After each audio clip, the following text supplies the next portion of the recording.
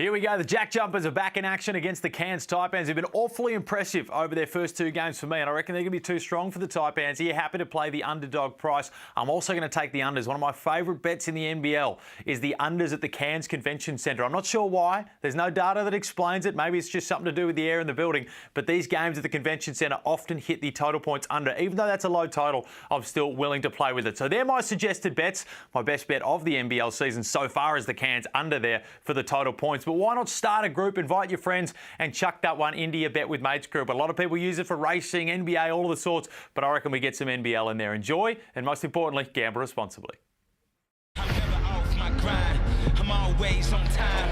I'm ahead of the game. I'm first place. I'm in my prime. Hard work that pays off. I pay dues. I'm paid off. Cross me, get crossed off. I'm so fresh. I'm so raw. Go hard like A-Day. It's game time like game day. I ball hard and clutch play. It's game time like game day. Hello and welcome to beautiful far north Queensland, and for the Cairns Taipans and their fans, it's welcome back for the first time in nearly 2 years. The last time the Taipans were in this building, it was a fortress, but tonight they'll face off against the new kids on the block, the Tasmanian JackJumpers, who've shown plenty of fight in their first two games in the competition. This should be a cracker, so let's throw it over to our commentators for tonight's match, Jack Heverin, Peter Hooley and Liam Santamaria. Oh, first and foremost, the world is returning to normal when Cam Tregar's back involved at the Cairns Convention Centre. Hello and welcome to Game 2 of our Saturday night doubleheader. Our first look, boys, at Tasmania on the road. Indeed, it's a season of firsts for the JackJumpers, isn't it? They're coming off that loss to Adelaide. This man right here, Josh Adams, was on fire late. They need to get Will Magnay going early in this one. Trigger mentioned for the Taipans, they played out of the Snag Pit last year, a pop-up stadium. They're back at the Cairns Convention Centre, Pete, where they've won 11 of their last 12 games. Well, this is the fortress that he talks about building is what we saw when they made that semi-final run a couple of years ago. They played with a lot of fun. The enjoyment was there. The fans got involved. They got to set the tone early in NBL22. And it's going to start with this game tonight against the JackJumpers. Who wants it more? Who's got the energy? Because Scott Roth knows that when the JackJumpers are up and about energy-wise, good things happen. So really important Adam Ford has that message for the Taipans. Here's the DoorDash starting five for the Taipans. DoorDash is your delivery MVP. Head to the DoorDash app now and get $0 delivery. It's free on orders over $20. Use the code word DELI. So no change to the starting five for the Taipans. Head coach Adam Ford. They need Scott Machado to be active tonight. Get in the paint, score at the rim, get his teammates open. Steve Zimmerman had a really good start for the Cairns Taipans as well. A double-double on debut. They really need Kawat Noi to back up some of the good work that he had from his opening game against the Wildcats. 17 and 5, and a little earlier he caught up with Cam Tregar. Quite well, 2 years ago, this was a fortress. How do you get it back to that level and protect this house the way you did in NBL 20? I believe it starts with tonight's game. We just got to go out there with energy, push the pace, and do what we do best, and that's just score the ball and play defense. During the week, you made the call you want to be the most improved player in the league. You've had a hot start, 5 of 8 from the 3. What have you been working on in the off-season to elevate your game and get to that goal?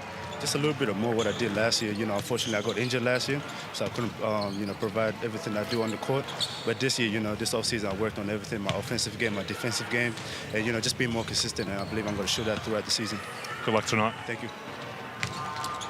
Kawat Noi was the shining light for them in their first game for Tasmania. They're in action again after their loss to Adelaide on Thursday night by 3 points. A fascinating game. Here's their DoorDash starting lineup. Yeah, going with the same starting lineup, and we know it's going to be Josh Adams and Josh Majette are the ones that run the show. Everyone else has to chip in. As Liam said, can they get Will Magnay a bit more involved in the offense? Doesn't necessarily mean you've got to throw the ball into him and say, go one-on-one. There's other plays you can do. And the guys we see off the bench, number 35, Clint Steindl, he was outstanding, a captain's role, and that's exactly what they're going to need from him throughout the whole season. Comes in, gets shots up. If he's feeling good, continues to go. It's exactly what they brought him in for, Clint Steindl. Offensive punch off the bench, the ability to run plays for him, get him running off pin downs and turnouts. And he's one of the best in the business at shooting off the catch and off the move. Look at him stride into those three-point hits. 22 points at over 60% from the field, 4 3-point makes. If they can get that from Steindl on a regular basis, they're going to be in a whole bunch of games.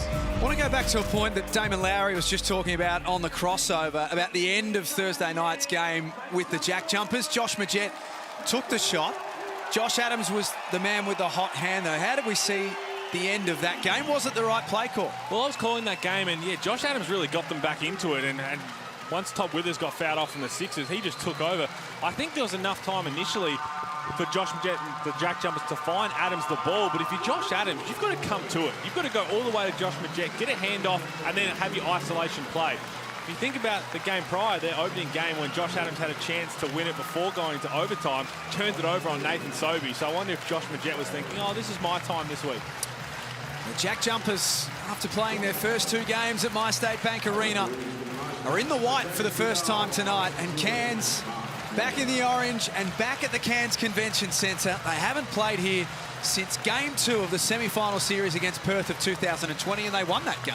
And it was a great point from Trigger off the top. This has been a fortress for the Taipans over the years. When they've had successful seasons, they've had really good winning records at home in front of this passionate Orange Army. They've won their last 7 in this venue. We talk about the opening round. 9 games completed, 9 times that the team that's led at halftime has won.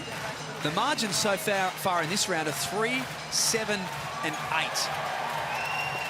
We told you that it was going to be an even NBL22 season. And we're underway. It's great to be back at the Cairns Convention Centre. How about that for an opening set? Well, beautiful opening set on the offensive end from the Taipans. Bit of a misdirection with Kouat-Noi going in the corner so McCall could back up, but Kouat-Noi was open as well, so either one they had. Easy way to get on the board. McVeigh almost turned it over, and Will Magnay threw one at the ankles of McVeigh. Taipans need to start this game well. Zimmerman putting it on the floor. All 6'11", showing some athleticism. That's a good strong take from Zimmerman. The kick around the perimeter from Machado, and he just put it on the deck. Short closeout from Magnay, but didn't slide the feet. Zimmerman coming back to his preferred left hand, and he draws the contact. At 14 points, 14 rebounds on debut. The first ever Cairns player to do that with those numbers. Well, in the jungle as well, against the Wildcats. But to be honest, he could have been looking at a 20-plus point game and 20-rebound game. There were so many times where he just didn't hit a man on the defensive boards, let Majuk, Ollie Hayes-Brown come in and get offensive rebounds. That's something he's got to correct tonight. But he also left so many points around the rim as he misses a couple of free throws there. He's just got to reward himself for all the hard work he does. Pick number 41 in the 2016 NBA draft by the Orlando Magic. Played 19 games there and then signed with the Lakers after that. Adams misses everything. Taipans fans love that. Kouat-Noi going up against Sam McDaniel and winning out. It's nice to see Kouat-Noi in an aggressive mindset. He was feeling it from long range in the jungle. Up a ticket over for the Taipans, and here on the attack, on the front foot early. Just the one game so far for Cairns. Went down 90-67 last weekend against the Perth Wildcats as Tasmania are on the board. We saw that a lot last week, and even in the season opener for Josh Magette. Comes off those ball screens, and if no one's going to come to him, will rise up, but he's just really smart at drawing fouls in that play as well, so keep an eye on that. Zimmerman, extra pass for Deng. It was the right idea, but Tasmania were awake to it. McVeigh got his man up in the air to travel. That's Josh Magette. Scott Machado said, in his words, "I'll take the blame for my performance against Perth. 1 of 12 from the field. 10 of those were three-point attempts. He just could not get himself going in game 1. Yeah, throw 4 turnovers in amongst that with his 6 assists. Nice finish from McCall in the lane. And that's 2 assists from Machado early doors. It's a fun point guard matchup. These two, Magette, Machado, battled numerous times over the years in the G League, where they were the leaders in assists regularly. And here they are getting it done on the NBL hardwood. Magnay misses out with an early opportunity. McCall spotting up from deep. That's well short. Josh Adams brings the ball up the floor. 15 points on Thursday night. He was the spark in the fourth quarter. He's getting them going to start with tonight. Expect Josh Adams, as soon as he realises he hasn't got McCall in front of him, to try and be even more aggressive than he usually is. Tajee McCall is a nightmare on defence from what we saw in the blitz and in their first game. Good take there from Machado. The Taipans lead it 8-4 early stages. Let's get courtside. It's Cam Trigger's house at the Cairns Convention Centre. Trigger. Well, boys, an impressive start from Adam Ford. Anytime your first game of the season on your home floor, a bit of anxiety. 2 scores off that flex action, that old Trevor Gleeson flex. 2 easy buckets. So we've got 2 former Wildcats assistants here, and Adam Ford certainly winning the battle tactically right now. The famous flex offense that Perth used to run so often. Pete, for those who may not have watched a lot of basketball, McCall spinning and not able to finish. Talk us through a little flex. Jim McCall just went down off that spin move, so hopefully he's all right, but it's going to be a foul call. The flex action is as simple as having on the block, you have a little bit of a shuffle screen across, sending a guy underneath the hoop, and the Perth Wildcats run it to death because it's continuous play where you keep running screen to screen, getting guys to shift side to side. Really, the first play wasn't so much a flex as much as the second one. It was just that misdirection play to get Kawhi to the corner. Jim McCall made a really good read, but we speak about the excitement the Cairns have to build playing back at the Convention Centre. There's no Cam Oliver there this year, but Tajee McCall can be that guy, both with defence and on the offensive end. He's a lot of fun to watch. Not sure it'll take too long for Taipans fans to gravitate to him. McVeigh, good look from outside. Here's McCall, drags in the rebound. 16-9 on debut for the Taipans against Perth. Machado, tough move. He's going to get himself on the line early. I like how Machado's trying to get into the paint early in this one. We spoke about those 10 three-point field goal attempts in Perth last week. And look at him here, coming off the ball screen, gets the switch, and he's right on the attack, trying to get past McVeigh, establishes the contact, and gets to the free throw line. We could see his frustration in himself throughout the preseason when he was struggling shooting the ball, struggling on the offensive end, and I think he's just got to start to realise now you've got that import guard with you like Tajee McCall to take the pressure off you on the defensive end. Last year, he really tried to do both. He tried to spearhead their defense as well as lead their offense, and it's too hard to do in the NBL. Now he can kind of give that responsibility to McCall, and they can really play off each other nicely. 2 seasons ago, was voted the fans' MVP. Was second in the MVP voting in the All-NBL first team. Last season's numbers stack up as well. 15 points, 7 assists. Second in the competition in assists behind a young man who's gone on to do some pretty special things in the NBA, Josh Giddey. Foul on the Taipans.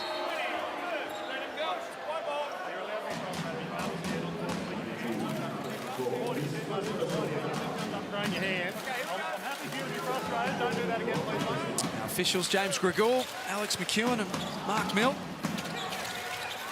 Cairns extend their defense here, make life a little difficult. It's McIntosh straight into the game, turns the ball over. Adam Ford throws a little something different at the JackJumpers. And it reaps rewards, although that turnover is not going to help from Keanu Pinder. McIntosh head down to the basket. Baseline for McDaniel, and he travels. Oh, just didn't have the confidence to let it fly. Sam McDaniel just needed to catch and shoot in the corner there. Same with Jack McVeigh a couple of possessions ago. They just need to have the confidence. Ball lands in your hands. Shoot that thing. 10-4. You can use the hashtag NBL22 to join us on social media across this game. Cairns in their second game of their NBL22 campaign. Here's Scott Roth, coach of the JackJumpers. Come on, man. Come on. Come on. When you get it in, go screen.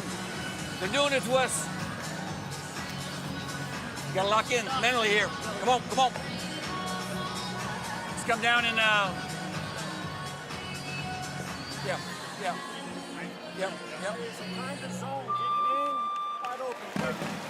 You got to be smart here on these timeouts. You got scored on right away. You got to be locked in. Let's go. Together. Let's go. Together. 1, 2, 3 together. And we like throwing out some stats and parts of history that really aren't too relevant, but how's this for one? From the great stat man. The best in the business. All 8 new franchises that have joined the NBL since the Taipans came into the league have lost their first ever road game in Cairns. Is that right? And that's the fortress we talk about. It is a tough place to play. The fans are there. It's a different environment that you're used to. We know what the weather's like outside and what everyone's doing. That's a great thing. And that goes way back to 2002, the Victorian Giants. So there we go. Yeah, I mean, it is tough to win on the road in the NBL. Really tough for any team. As Pinder draws the foul on the lob play to Jim McCall. Let alone as an expansion team. You know, when you go on the road, you can remember the Southeast Melbourne Phoenix 2 years ago. Get another look at that play. No call on the contact with Adams. Krislovic called for the personal. And they got off to that 3-and-zip start, and they go onto the road for their 4th game in Perth. They go down by 31. A real reality check. And similar situation here for Tasmania. They've got this one here. They're going to have a swipe at the Taipans. Their next game, their 4th game, in Perth, in the jungle against Bryce Cotton and Vic Hall. Shout out as well to the best stats man in the business. He's at home just recouping from a knee operation. Watching on tonight, McDaniel. Nice little drop off for McIntosh. He took it straight at Keanu Pinder. Points are going to count? That's going to count. Keanu Pinder went through the hoop trying to block that one. Everyone's having a conversation, but good effort. First off, McIntosh getting upstairs, and you see there, Keanu Pinder grabs the bottom of the front of the rim, putting his hand through the net. It's good recovery. He got taken out of the play right there, so that's going to count on what looked like, to be honest, Kyle McIntosh was going to come up a bit short on that anyway. Didn't have a whole lot of gather step when she tried to go up for it. There we go. All of the above. We've got a coach's challenge from Adam Ford. The referee just wanted to know, is it on the foul or the goaltend? What is it? And Adam Ford simply said, all the above. We haven't seen many coaches challenge in the opening quarter. Reminder that each coach has one that they can use across the game. If successful, they retain the challenge. If unsuccessful, the challenge is gone. You don't have the opportunity to do that again at any stage during the game. We've beaten their press down the floor, so let's just switch to attack. Otherwise, if they're eating up blocks rather than delays, let's go push. It's an interesting decision to challenge this. He's challenging the foul call, is my understanding, and it's early for it. Midway through the first quarter, it's the first personal on one of your reserves. Big call. What you're seeing here is what our replay centre are looking at right now, so you can make your own decision. Well, he said all the above, both talking the foul and the goaltend. The goaltend is definitely there. You can see Keanu Pinder's hand. That is Keanu Pinder's hand that comes up and grabs the rim first. The goaltend is 100% there. I'm not sure what he's challenging, as you said, Liam, on the foul call. Keanu Pinder is not straight up the cylinder. From where he takes off to where he meets McIntosh with the contact, I'm as bewildered as you are in terms Coach's of... challenge is unsuccessful. The call on the floor is confirmed. Points count. Orange 25. Hands foul, 1 shot.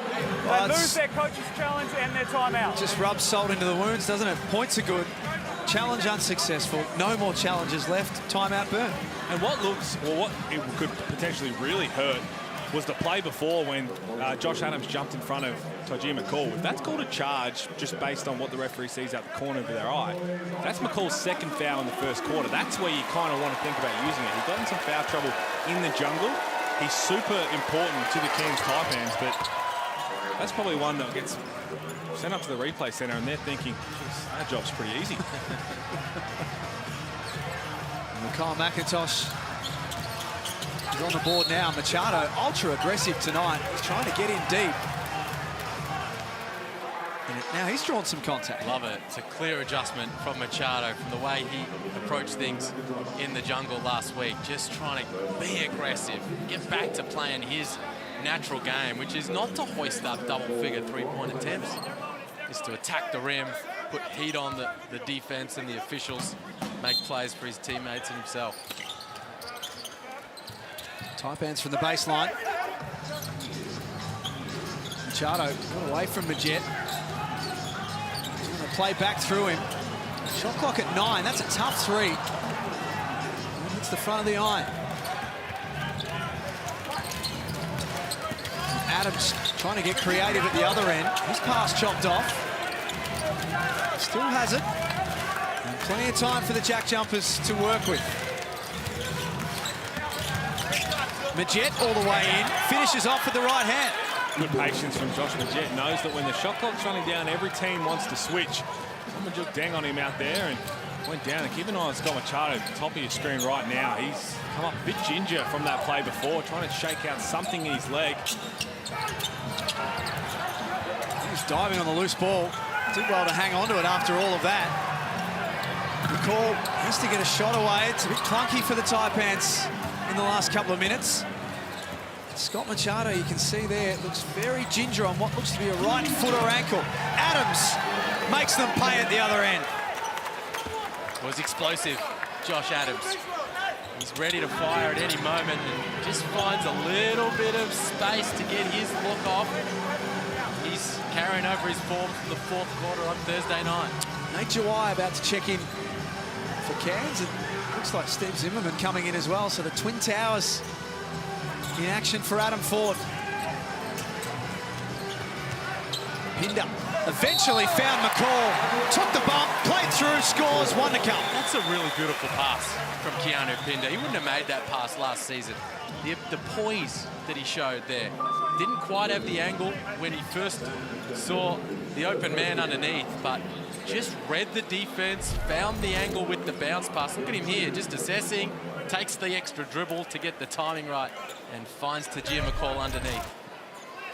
I was worried that the dribble might have worried him out of making the pass because it was open early. And then you see Machado, he's come out of the game and having a quick chat to Adam Ford to see what's wrong. Hopefully it's just some sort of a little stinger and they can get him back out there.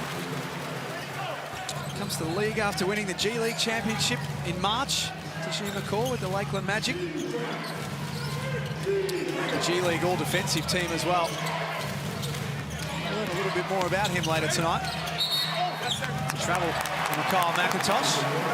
This is an enormous lineup that Adam Ford's gone to. There you see Machado pointing towards the base of his Achilles, his heel area right there on his right leg. Not good signs for the Taipans. You got Zimmerman and Jawai, the two centers out there together. Meanwhile, the JackJumpers are a little small. Will Magnay on the bench. Krislovic and McIntosh at the 4 and the 5. Pass. Not going to help though. Majet swings to Steindl. Picks up from where he left off on Thursday. First shot is a knockdown. We saw this on Thursday and every other time Clint Steindl's playing in a game. When he checks in, you just have to make sure on the defensive end that you're locked into wherever he is, because they'll try and get one to him early. It's always a heat check. He's feeling good. The next one's going to be up pretty quickly. 4 of 9 from outside at home against the 36ers a couple of days ago. He's into the game quickly. Majet. It's a long way off. McCall wants to push it at the other end quickly. He's fouled. Taipans are back on the line. Let's have a look at Scott Machado here, Liam. Here he is coming off the down screen from Majuk Dang. Just late in this play, lets it fly from long range, and then, yeah, look, does not want to put any weight on that right foot. That is a real worry for Taipans fans. Cam Tregar's all over this at the moment, but this is a big story from the first quarter. The Taipans, so much of what they do revolves around Scott Machado, not only for scoring, Hulls, but to marshal the offense. Yeah, everything. That's big time, because he was pointing, as you said, Liam, base of the Achilles. If it's more of a heel, that's a different thing. If he's had some sort of stinger on that, but if it's Achilles related, you're going to struggle to see him back out there tonight, you'd think. Find out from Trigger. 15 apiece at the Cairns Convention Centre. Steindl got to the elbow. He's deep. Rebound Zimmerman. Jared Kenny on the floor at the moment, playing as the traditional point guard, but McCall with the ball handling duties this set. McCall. The shot clock at 4, the spin and the finish. Great take to Jim McCall on the attack, late in the shot clock, spinning and winning to the rim. 11 points, first into double figures and leads all scorers. Taipans without Machado are going to need a big night from him. Well, he's pointing for a sub from Adam Ford because he is exhausted, but look at this. Put Jack McVeigh in the washing machine.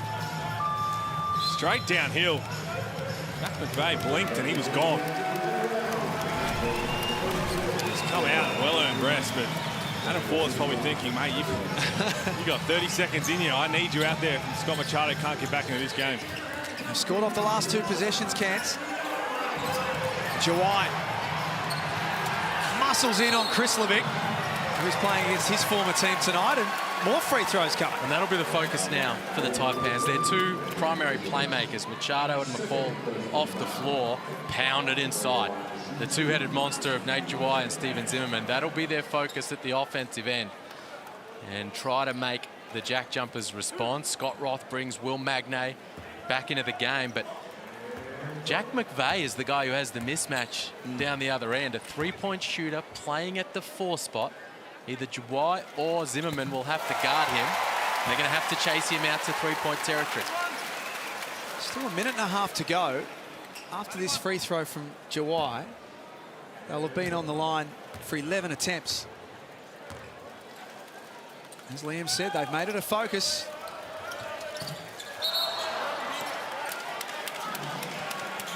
Tasmania in early.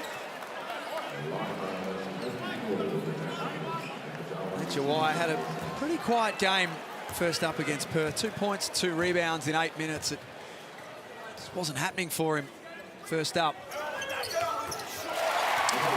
He loves this venue and he loves this crowd.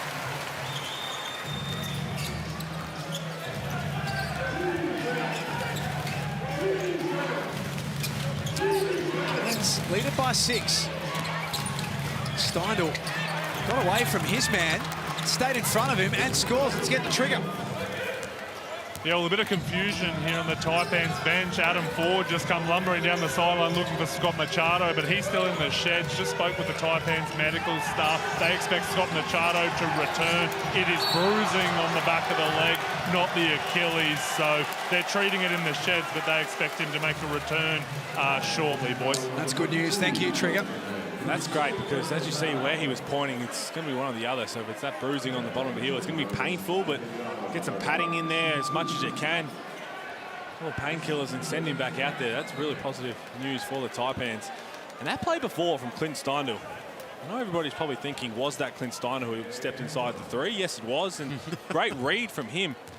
But a lot of credit goes to Will Magnay on that play. It's not going to show up as a bucket for him or have any real influence.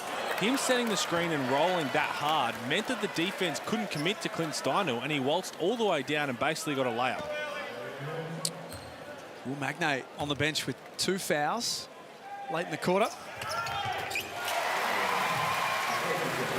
Big Nate goes 1 of 2.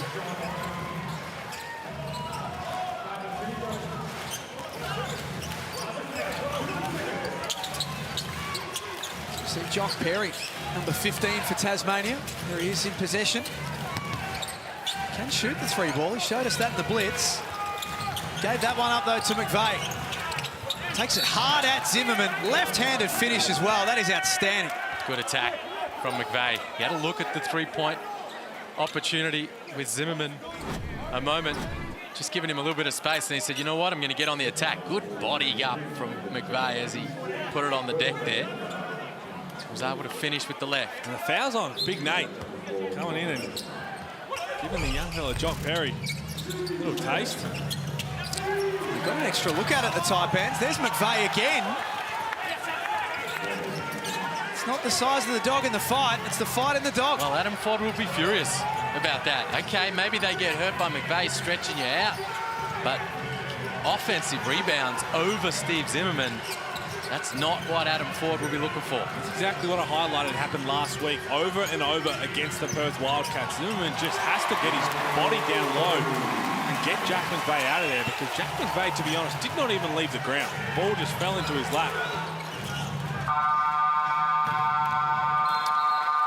It's the Taipans back at home at the Cairns Convention Centre, who lead it by 1, 22-21. Adam Ford sweating like all Taipan supporters on the health of Scott Machado. We'll see if he's back out there to start the second.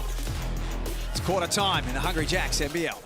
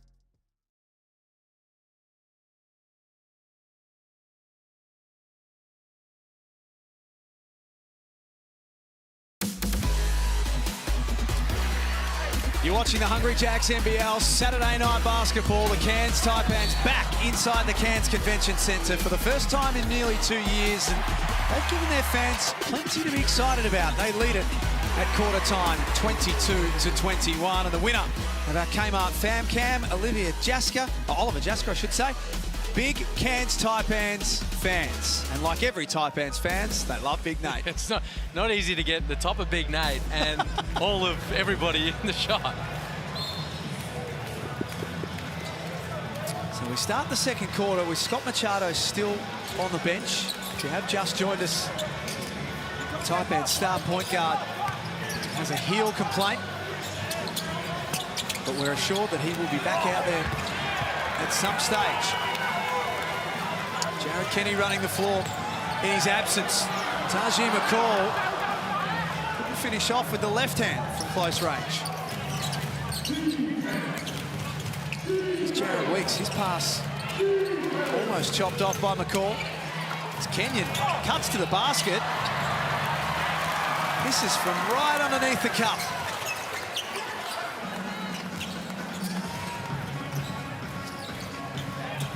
Chance goes begging for the JackJumpers. McCall swings to the corner. Kawatnoi catch and shoot three. There's an incredible pass from McCall, who looked like he was out of control. Nearly travelled, in the end, just zipped it across to Kawatnoi, and that's another one when Machado does come back. We talk about releasing some of the pressure on him. Kawatnoi can do that. He's got to be aggressive every second he's out on the floor. Came out during the week, said he wants to be the most improved player of the year this year. He's been riddled with injuries the last 2 seasons. This is the time for Kawatnoi to step up and be aggressive every moment he's out there. McVeigh adds another 2. He's enjoying his starting minutes. 6 points on 3 of 5 shooting. Play through Noy again, this time from the top of the key. Not a mile away, Zimmerman crashes the offensive glass. Goes back up, draws the foul. Good crash from Zimmerman. That's their first offensive rebound of the night. The Taipans, They need more of that from Steven Zimmerman. He's a big body down there. He just ducks in front of Jock Perry, veteran savvy there, and then draws the foul.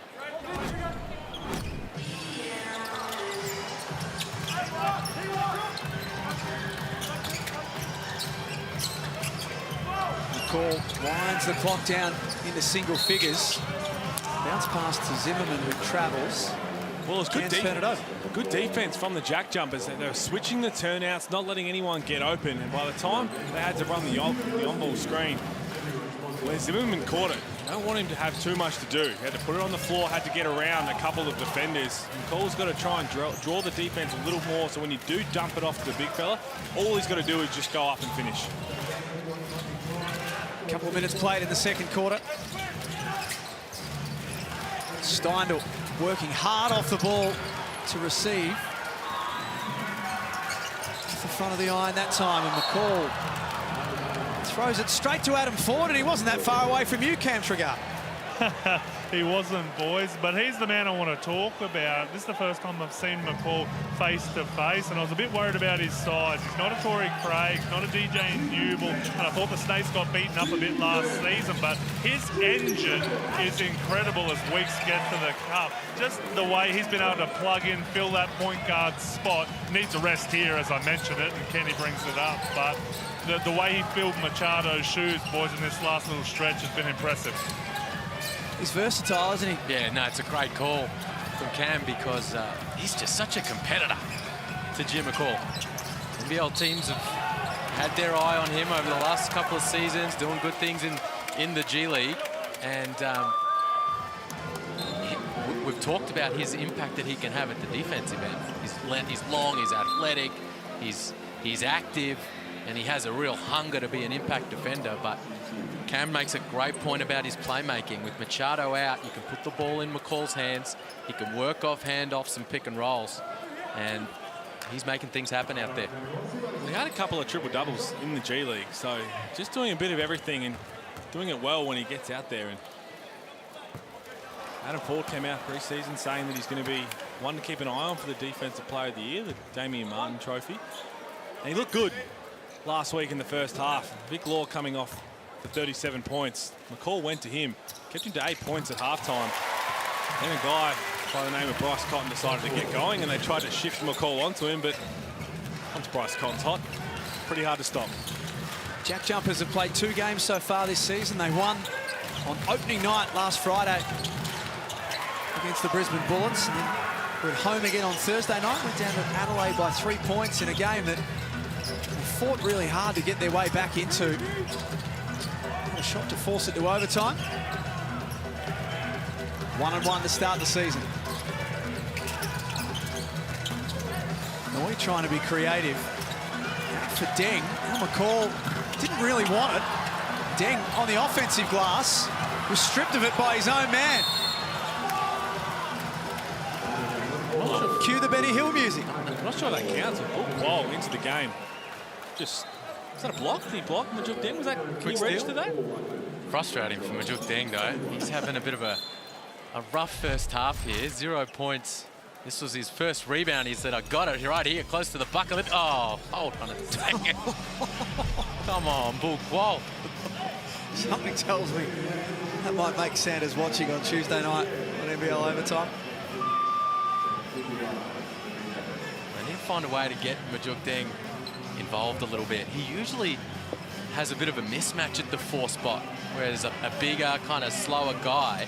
But tonight he's been guarded by that guy, Jack McVeigh, most of the night. And it's McVeigh has the ability to stay with him out there on the perimeter. Travel there from Deng, and his frustrating first half continues. He might have to get Stanley onto it. If Jack McVeigh ends up changing jerseys, that's 2 games in a row that he switched to the blood jersey. So he's getting active. The Jet, his pass releases McDaniel. He was worried out of it. Bairstow's tip in will count. And Will Magnay still on the bench. Only played 3 minutes so far with 2 fouls. Leading scorer for Tasmania is McVeigh with 6. Tells you McCall leads all comers with 11. from outside. Off target. Steindl reels in the rebound. Jet, who hasn't quite been able to get going yet. 4 points. Does have a couple of assists to his name, though. Adams getting in deep and scoring, but points away to 8. There's a look of amusement on Josh Adams' face. He thought he just went up strong, rode the contact. Get another look at it here. Watch that right elbow. Left elbow had turned. He changed hands mid-air and fended off a little bit with that left hand. It was all good until that very last second where once he changed hands, the left hand came down across Will Quell's face.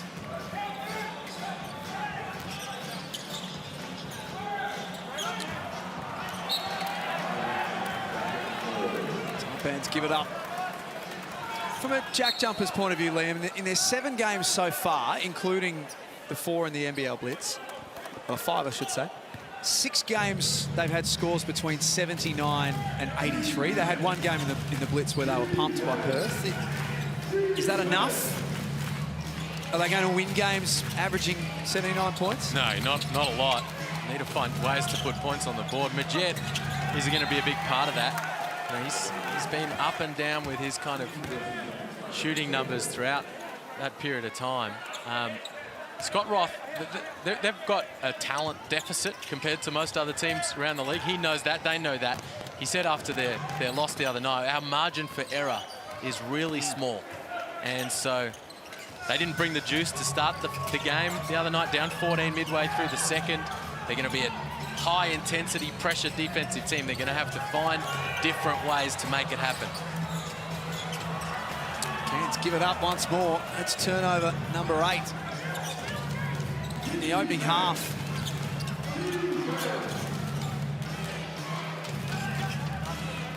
The Jet releases Adams, fires away. Offensive rebound, Steindl. Another look here for the JackJumpers. McDaniel from one of his favoured spots. Can't get it to go either. Well, as you said, Liam, if you remember back to the first half, as McCall throws it up and nearly goes in. Well, it counts as a shot attempt. You won't be happy with that. A bit sloppy here, but... Come back to you, Pete. Let's get the trigger on Scott Machado.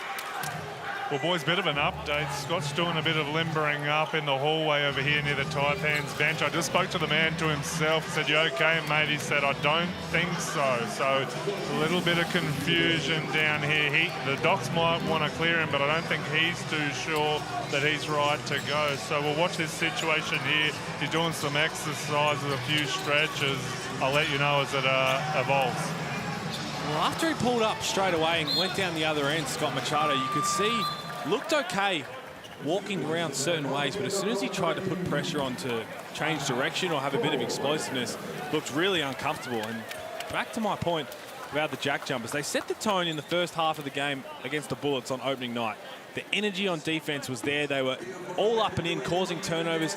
That's the way they've got to play. You talk about their talent deficit, be able to get up and in, get in transition before defenses are set. That's how you get easy buckets. There's Scott Machado. You can see just inside the players' race, trying to work out whether he's good to go. Here's Adam Ford. So what we want to run is a little bit of shake snap, okay? Shake snap will help slow us down. Look for it in the paint, right?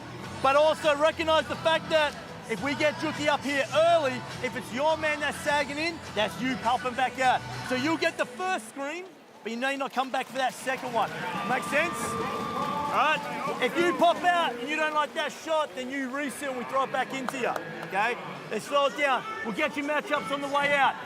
Hey, and if we can't get a couple more Fedors for you, right, Fedor, all right, run a few more of those, but next play down, shake, snap. Patience, fellas, patience. We get another look at Scott Machado there. I tell you, I can understand his hesitancy.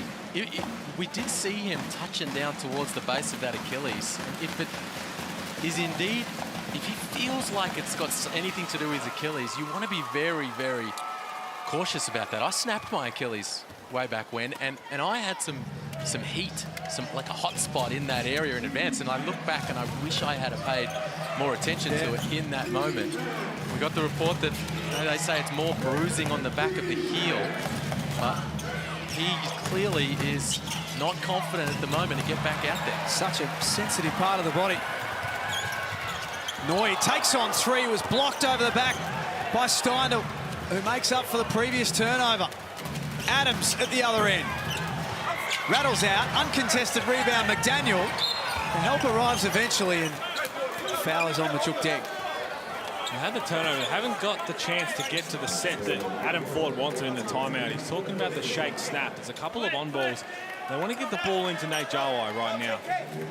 I know they got the mismatch down there. Try and seal him as close to the rim as possible, because when he catches the ball there, there's not many in the league who can do much about it. Adams off the inbound. He's going to keep pulling the trigger until he gets one to go. This time tries to get in a little deeper. And he's turned it over. 11 turnovers for the JackJumpers. Or in fact, this one may have been deflected as Majukdeng comes off. The Taipans, though, 6 turnovers in 6 minutes this quarter. Yeah, both teams having a really hard time scoring in this second quarter. Combined for 10 points over the first 6.5 minutes here. It's all dried up in the convention centre. Cairns 1 of 6 from the field. Tasmania 3 of 11 this quarter. Make that 3 of 12.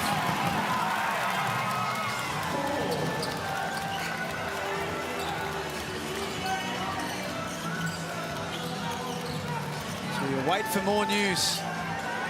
Scott Machado, Jawai. Matched up by Bairstow. There's been whistled for an offensive foul, and Bairstow a little slow after that contest. Spacing all out of whack there for the Taipans. Bairstow did take that right in the chops. Look, here is the shake snap. The on ball, the guy on the wing lifts, and they roll it into Jawai, but there's no spacing. He's all crowded by bodies and needed to just find someone on the weak side. Bairstow draws the offensive foul.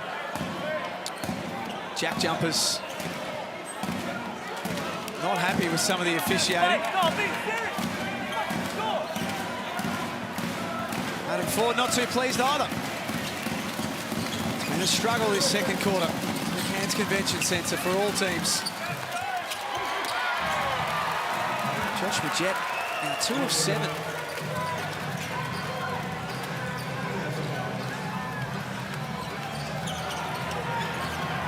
Use Jawai once more. Bodies in on Bairstow and scores.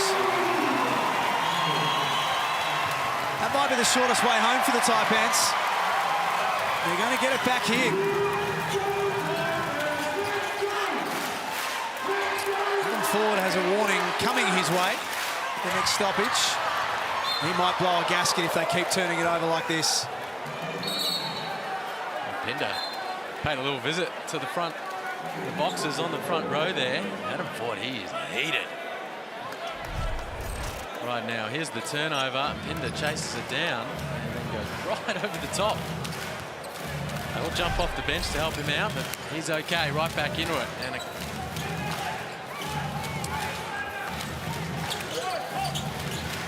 coming up to 2 minutes to play before half-time. This game is there for the taking. It's there for someone to take control, and it might be Josh Adams. That's the way that Josh Adams can get a bit more open. You see the ball went side to side. You get Big Nate in the ball screen. That's always been the question mark, is how does Nate Jawai deal with the ball screen?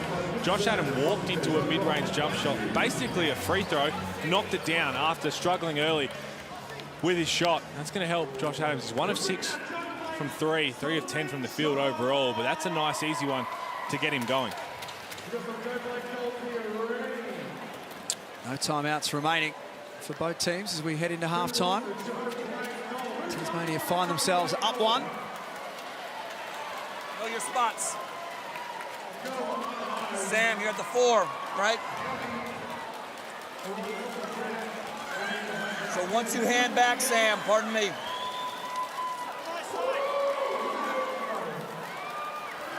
Once you hand back to Jet, right? Pop back on 77 away. We're coming off. JB's cleaning up Clint, coming off. Yeah. Huh? Yep.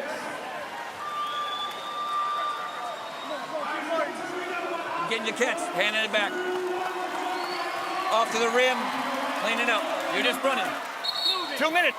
1, 2, 3 together.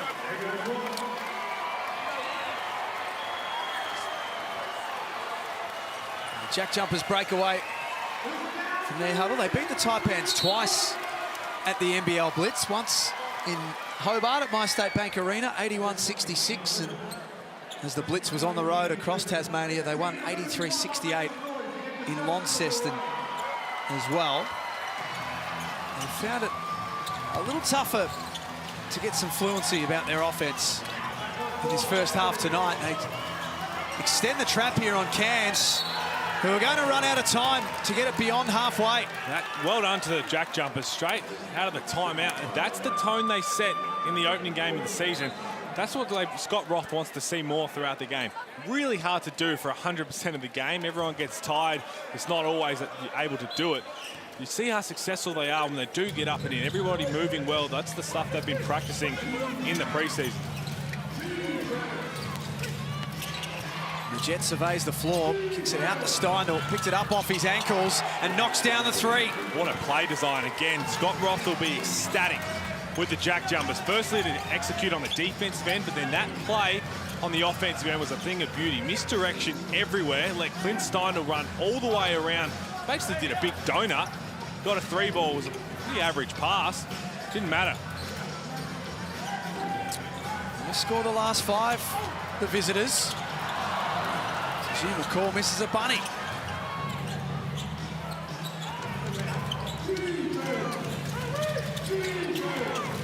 The JackJumpers look to extend. Josh Majette found a very easy path to the basket.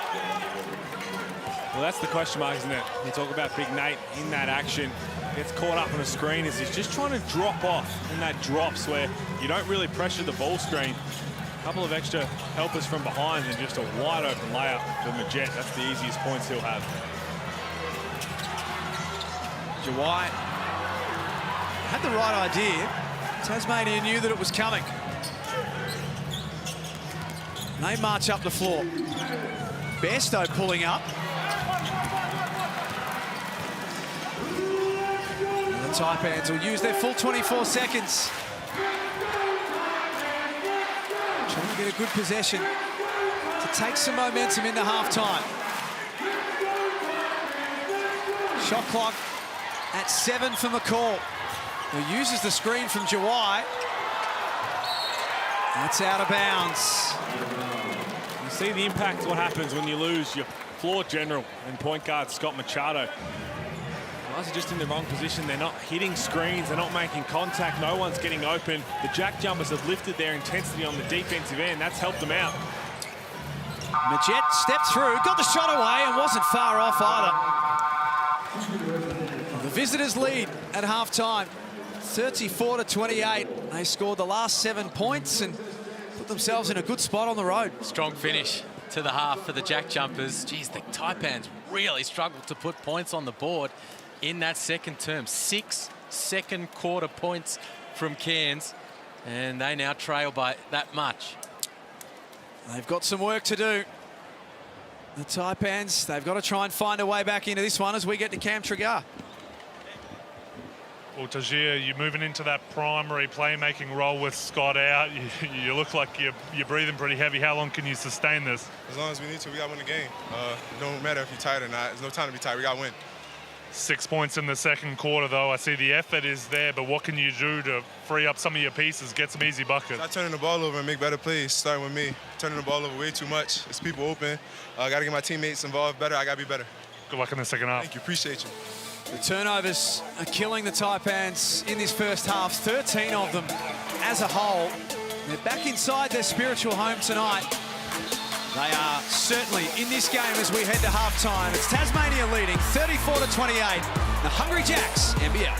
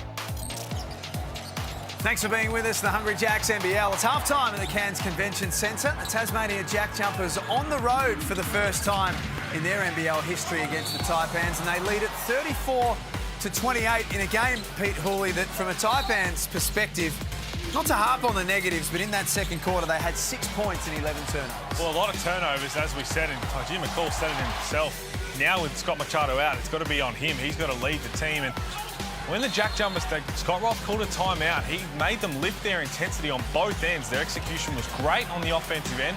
They got turnovers, and ultimately they did what they had to do on the defensive end, both full court and half court.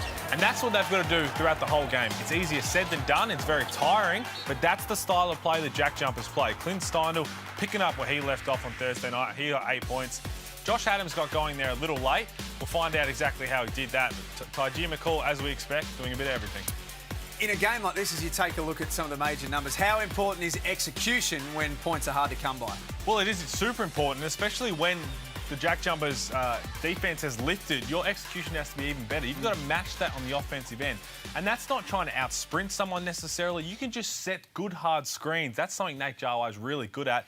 No one's setting screens. Everyone's just running by. You can't get anybody open. You're playing right into Tassie's hands. The biggest moment of the opening half so far has to be the injury to Scott Machado. He's the best player on the Cairns Taipans lineup, one of the best players in the league.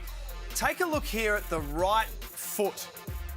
In this action, you can see as he goes to push up for the jump shot, pulls up really, really sore. Now, he's been working with the Taipans medical staff for most of this first half. At one point, we got the word to say that he was going to check back into the game. He's a little uncertain. You'd have to think by now we probably won't see him. No, I wouldn't think it would. And as Liam said, just the location, you see it right there, it sits down on the heel. There's not a lot of contact in there. It's not even like he got stepped on or stepped on Majet's foot.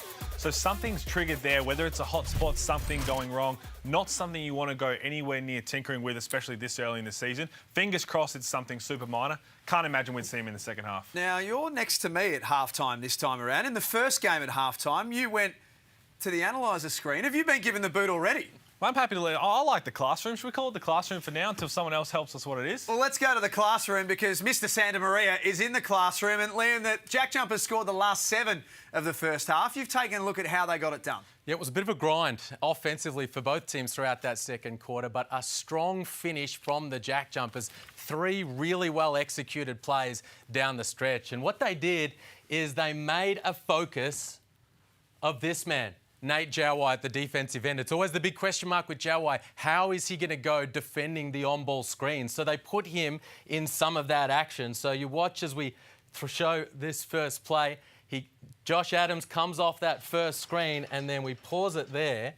And here, this man right here is going to come and set the screen for Adams to make things difficult for Nate Jawai. He doesn't want to come out here and defend. So as we show the rest of this play, Adam comes off, Jawai stays at home, open jumper, and he knocks it down. Scott Roth happy on the sidelines. Have a look at the very next play. They come down the floor, a little bit of a misdirection.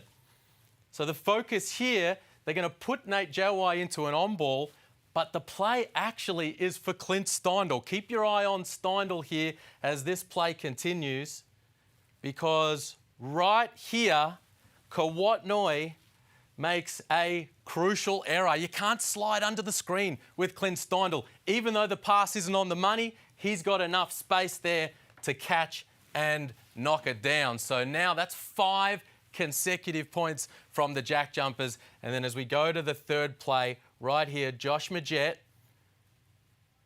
Here we pause it again. They're making a focus of Nate Jawai, putting him in the on-ball. But this is what we call the Spanish pick and roll. As Jawai is defending the on-ball, Clint Steindl's throwing an extra screen on Jawai, makes it tough for him to defend, and Majet gets all the way to the rim. So strong finish to that second quarter for the JackJumpers. Scott Roth would love the way they executed down the stretch. And a strong, strong start by Liam in the classroom too. Whew. That's the way you want it done. Well done, big fella. Looking forward to seeing that more. 34-28, the JackJumpers lead at halftime at the Cairns Convention Centre. The third quarter, not too far away in the Hungry Jacks NBL.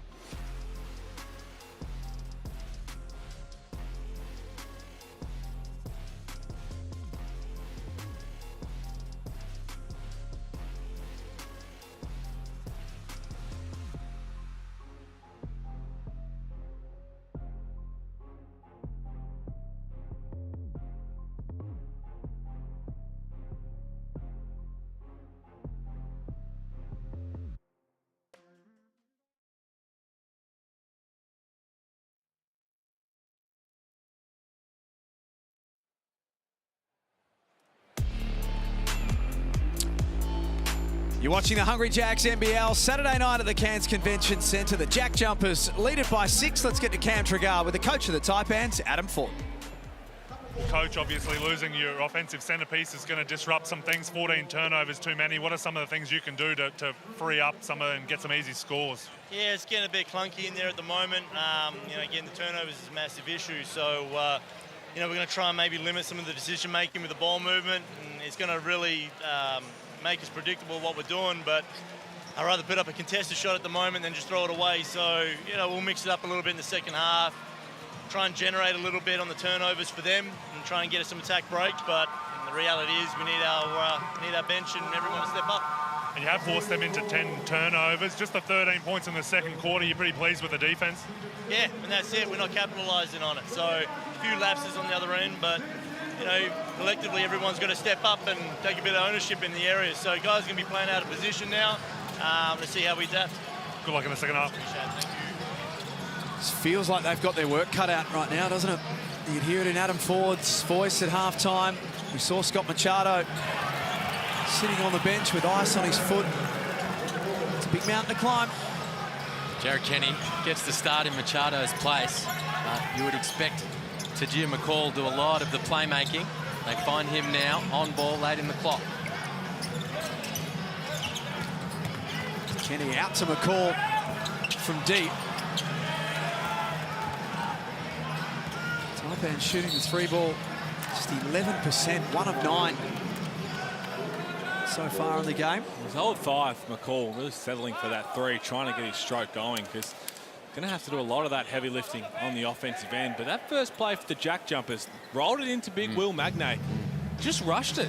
I think he's got to just back his strength, his athleticism against Zimmerman, who is a big body, but a couple dribbles getting to his spot, then take his time, maybe throw in a pump fake and then try and go up strong. It seems every time he gets it down low, he just really rushes it and ends up getting a shot that's not even close when it should be relatively simple. Liam, just explain for those watching Scott Machado and how much it's going to change things from a Cairns point of view. Adam Ford spoke about players playing out of position and having to do different things. How big of a loss is he? Oh, well, he's massive because they play through him at the offensive end. He's their playmaker, led the league in assists 2 years ago and second last year as Adams lines one up but can't hit from long range. So 95% of the ball game for the Taipans offensively is played through Machado. We're going to put the ball in your hands, run, pick and roll. So without him, other guys are going to have those playmaking responsibilities and will need to rise to the occasion. Juk Deng had his ankles clipped. Scoreless in the game. And one thing you don't see a lot of from Juk Deng, Pete, in a half of basketball is 1 field goal attempt. I haven't run a lot for him, and Liam mentioned earlier, he's not a guy, again, you want to just go and get one-on-one buckets. The plays that are going to benefit him is where you put him in those pick-and-pop situations where he's a catch-and-shoot guy. But even still, once the defense is moved, you throw it into him on the block. His face-up game is super hard to guard because you just can't block it. And there's just nothing offense. No one really setting screen, no one getting open. Yes, credit the JackJumpers for their defense, but you can immediately see in the first 2 minutes here how much they've missed Scott Machado since he got injured. Taipans' next assignment after tonight, still a long way to go in this game, is Saturday versus Adelaide at home again.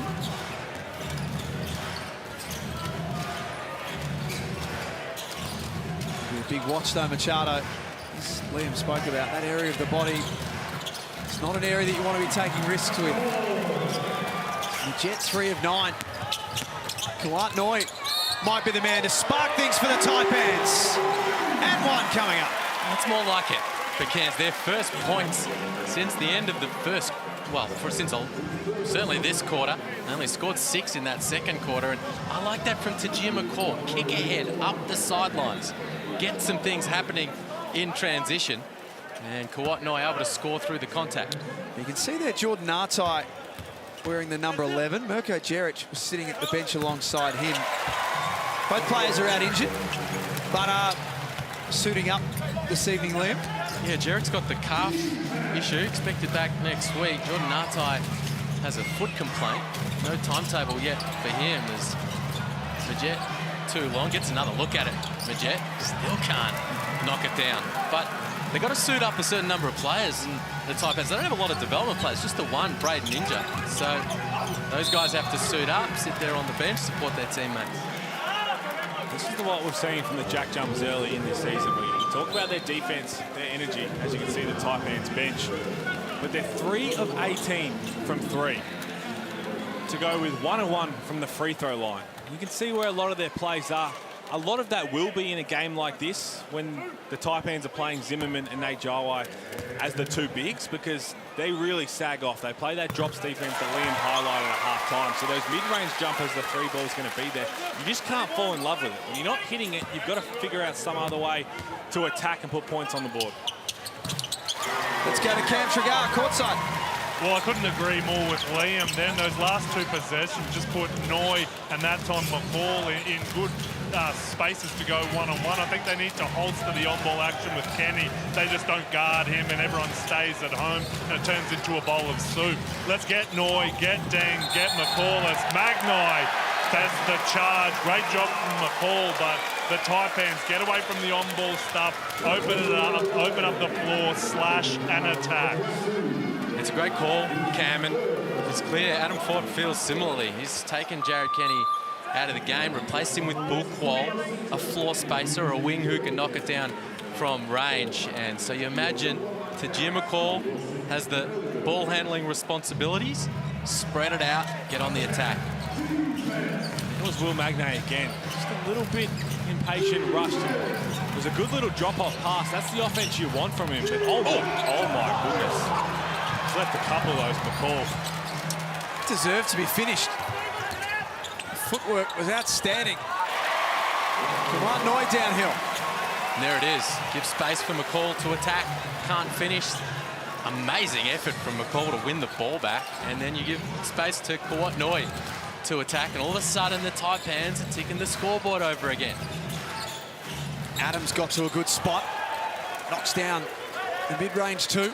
Right now, Josh Adams has got to live in that. Struggling from deep. He's 1 of 8 from the 3, but that's going to be there all the time. Floor spacer on cue. Nearly knock one down for you. The Jet has Adams on the move. McIntosh can't tip it in either. Tasmania has scored just 2 points in this 3rd quarter.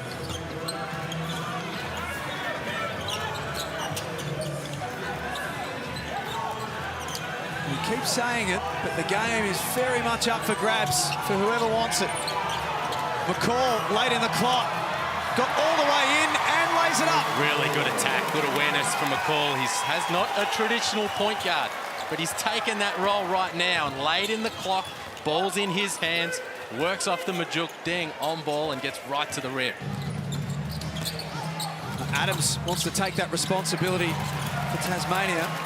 That jumper rattles out. 15 points for Tajir McCall, leading scorer in the game. Kawhi Noy now into double figures as well with 11. Make that 13. It's a good finish from Kawhi Noy. We called for him to be aggressive. It's going to have to be even more so now. We had to finish that because Bull Qual was naked in the corner. All the defense had gone underneath the hoop, and luckily he got the ball to roll. No, he just missed one, but shot 46% across the blitz. Bull Qual, so he's that floor spacer. But in the end, that's all they need to see from Kawhi Noy, a bit more aggression. Tasmania are stone cold right now. Gotta get engaged. They're not gonna give you this game at home. We're missing layups. We're flat-footed. We're not running. We got no energy getting down the floor. Stay square on your guy. They're just driving us to the paint.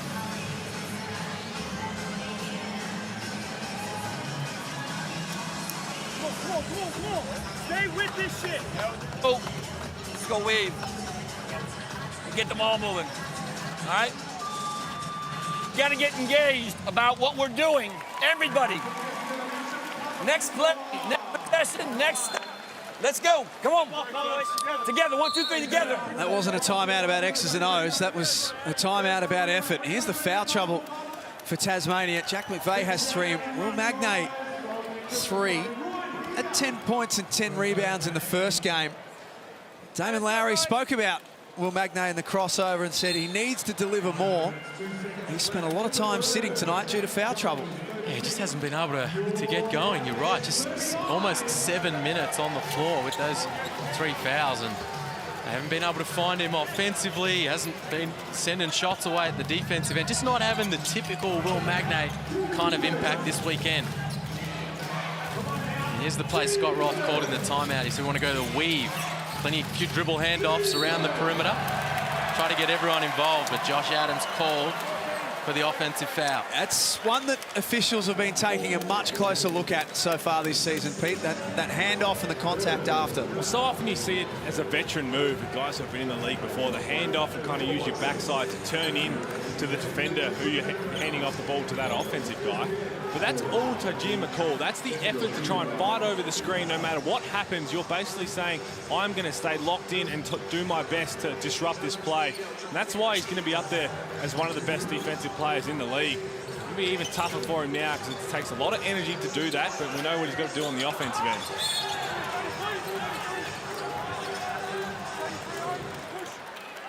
Foul on the Taipans.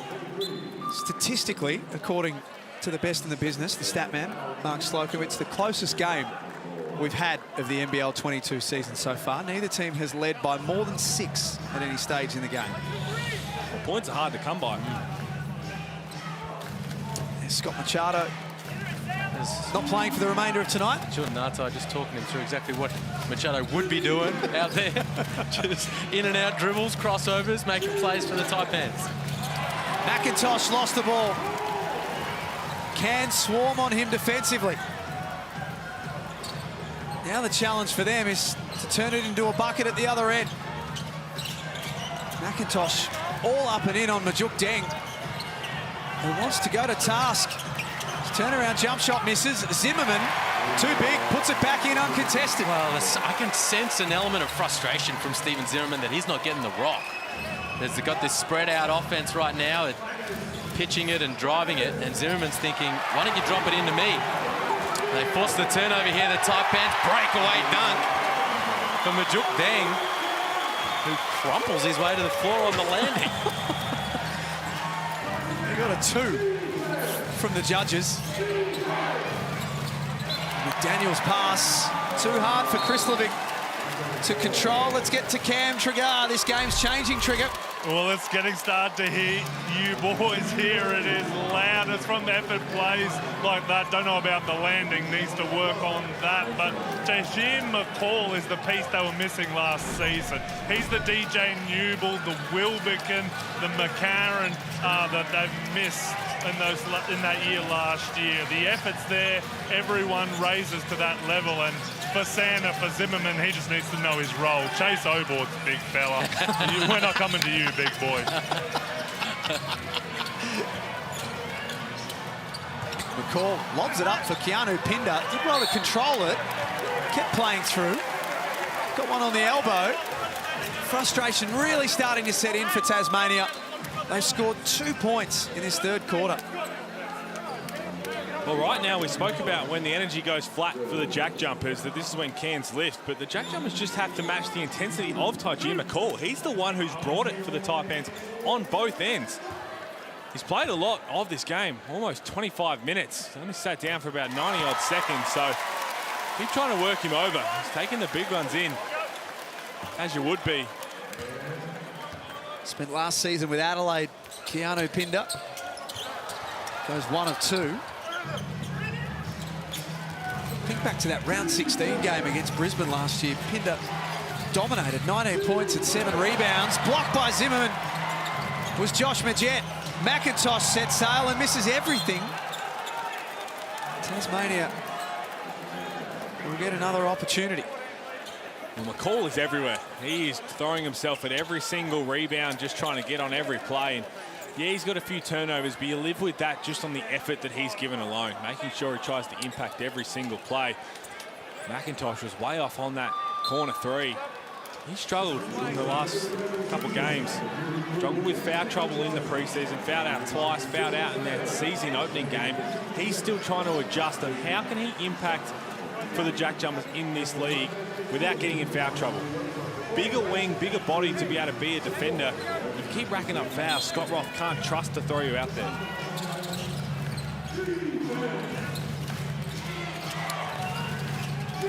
Matt Kenyon left alone. You like the look of his three. Zimmerman doing exactly what Cam Tregar asked to do. Hit the glass and hit it hard.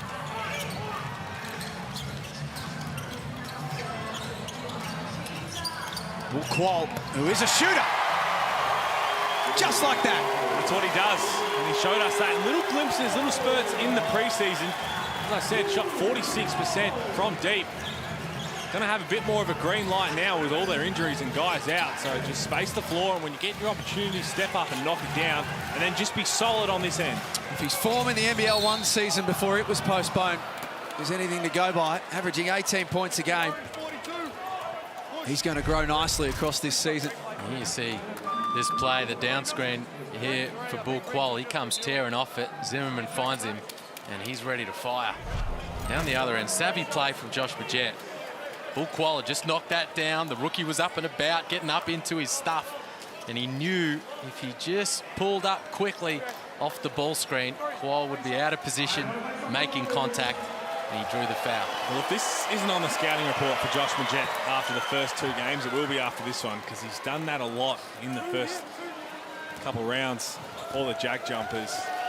Has the ability to keep his dribble alive, but just as soon as he senses the defense coming behind at any point, will just stop on a dime and rise up. It's not that he jumps backwards trying to draw the foul. He just knows when there's defense out of position, he feels them behind him, just rises up, and they're going to clean him up. 26 NBA games Josh Majette played with Orlando and Atlanta. Really a jump ball. There he is getting involved defensively. And that's that full court pressure that Scott Roth wants to see from his JackJumpers as often as possible. Majette there off the made free throw, right up the floor defensively. The Taipans get it back, but the JackJumpers now with the possession arrow. They flip this game on its head. A 19-2 run, the Taipans. They break through the press. Last 2 minutes of the third quarter. Qual slips over. Gives the ball back to Tasmania. Foul called on Jared Kenny. Tasmania yet to have a player in double figures. Josh Majette and Josh Adams, their leading scorers with 9 each. Leading scorer for the Taipans, Tajima McCall with 15. Well, such a telling stat in this one. We talked about the turnovers. Both teams are even with 14 turnovers, which is just too many, but that's even. The JackJumpers have attempted 52 field goals to the Taipans 36.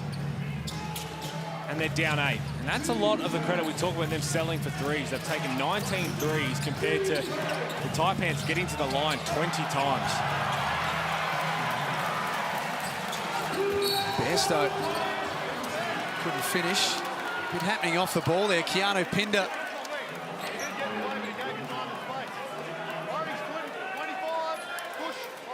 Well, Pinder ran over Jared Weeks. We need to get another look at that, because you don't really want those guys just jumping in the way. Didn't really just jump in the way, but got in front, took the hit.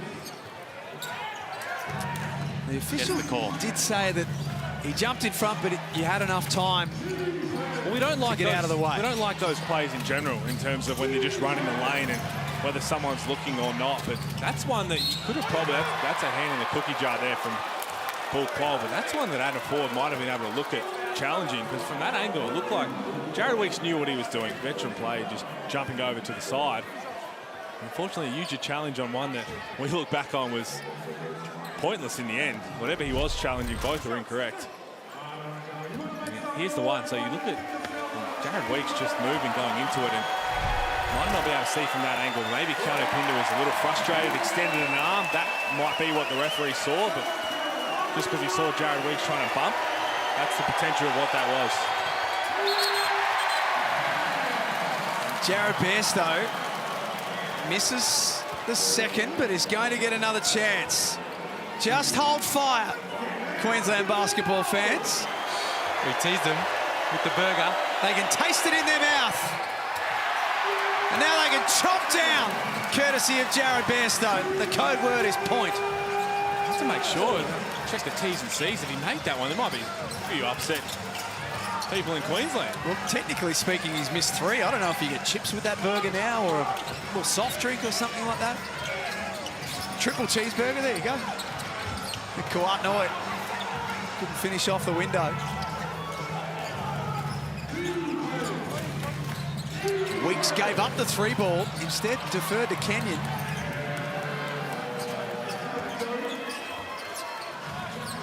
It has not happened for Tasmania offensively at all in this 3rd quarter. Qual to inflict further pain, was off balance with his 3.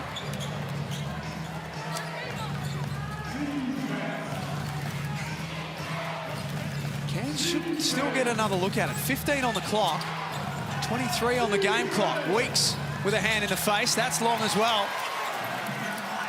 Zimmerman drags it in. Taipans fans wanted a foul. Well, forward's not happy either. Either way, it's not a jump ball. He stepped out of bounds in the end. Great defensive pressure. Good awareness from the JackJumpers just to double team that. And there you go.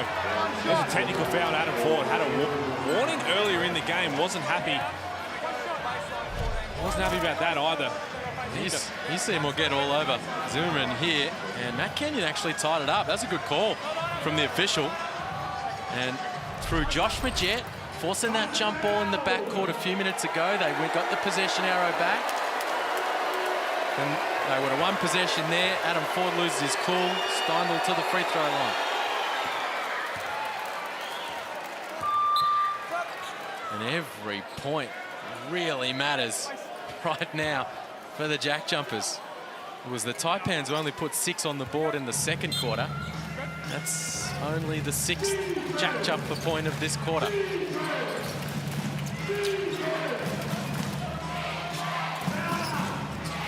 10 seconds remain in the quarter. Weeks, who has spent some time as a Taipan. Into the corner, McVeigh can't make it happen. Zimmerman takes care of it. And the Taipans fought back in a big way in the 3rd quarter. From 6 down to 7 up at 3-quarter time. They lead at 47-40 at the Cairns Convention Centre.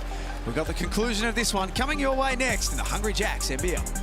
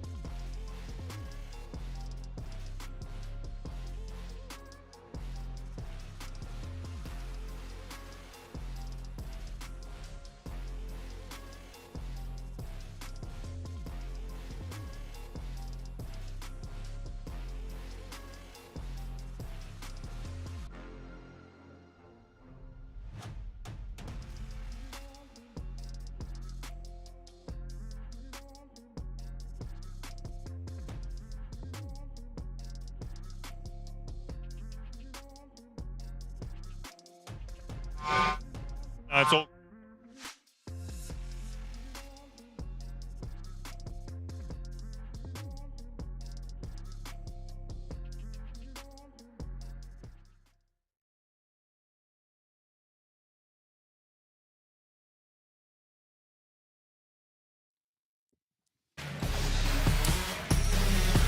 The game changed in the third quarter in a positive way for the Cairns Taipans. They had their offensive struggles in the first half, but they outscored Tasmania 19-6 in the third term.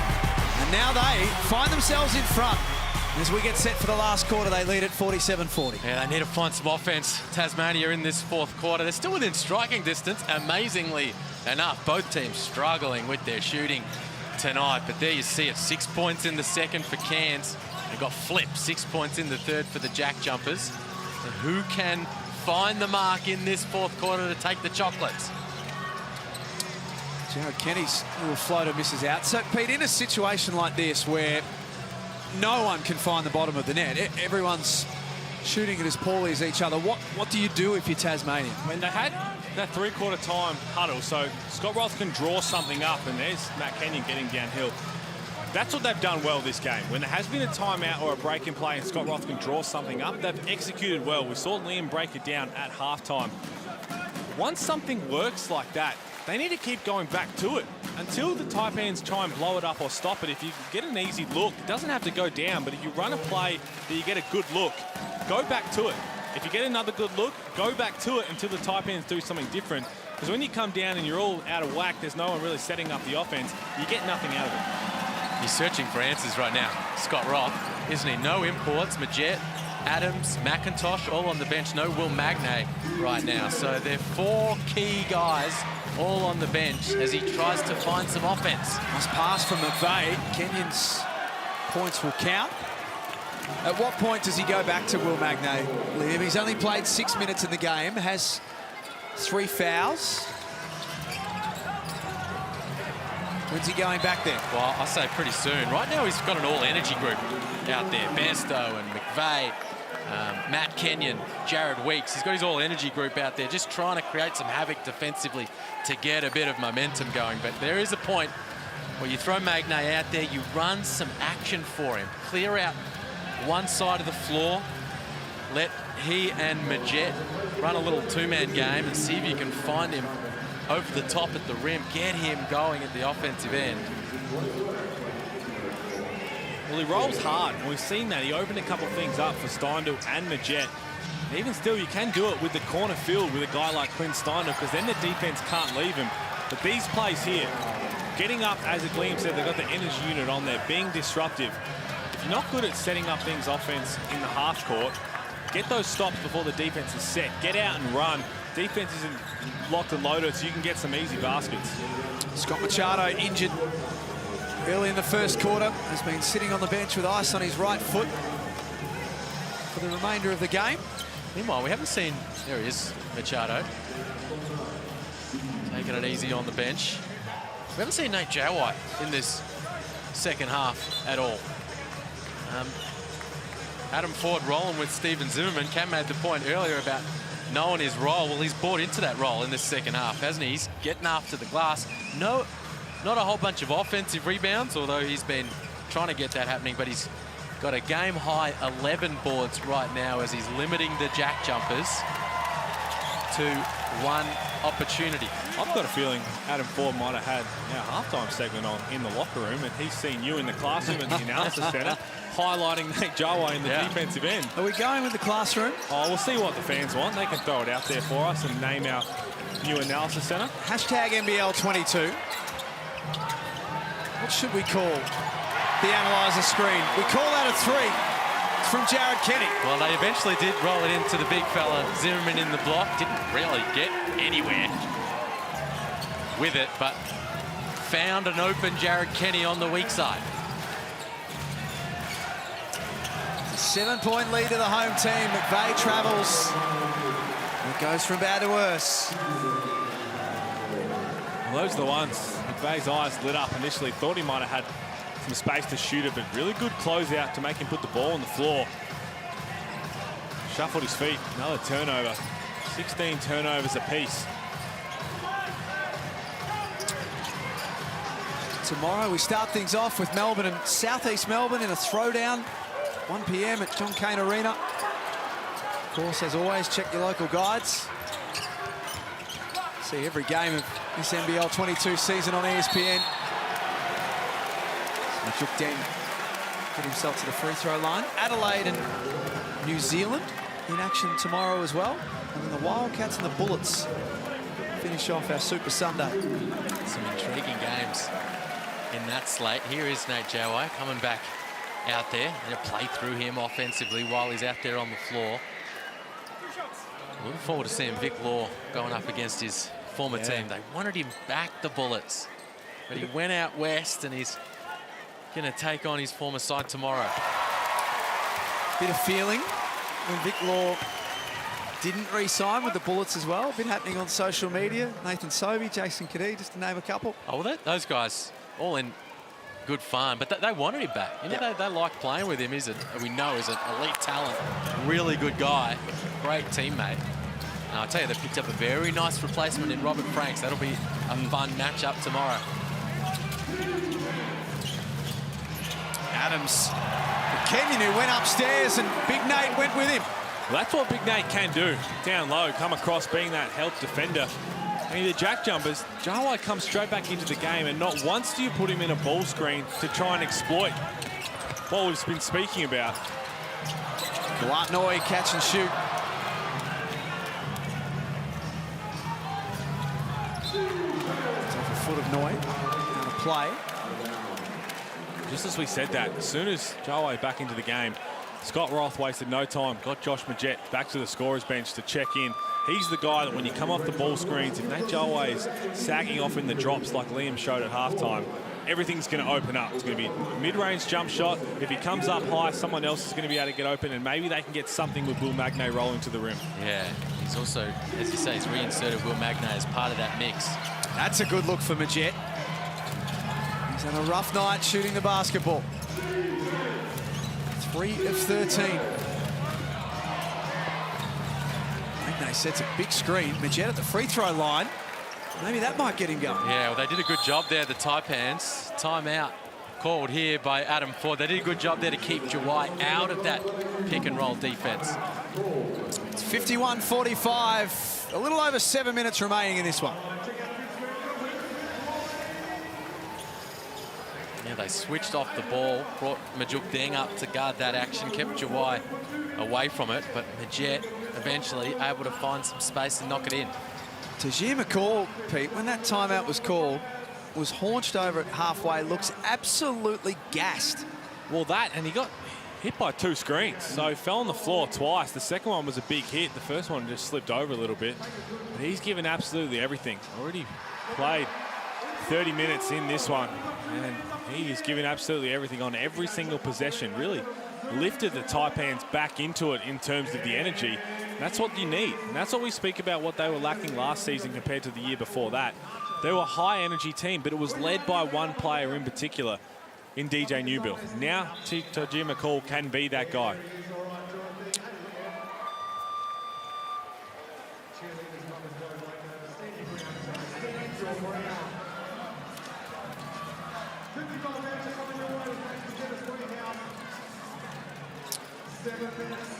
$51-45 out of the timeout. If you think that you can shoot a full-court shot at an NBL game, Liam, you could knock this over, surely. You can head to the NBL website page to enter for your chance to shoot for $100,000 in the Latrobe Financial Sharp Shot. If you don't nail that one from full court, you'll get another chance from halfway for $50,000. All the details are on your screen right now.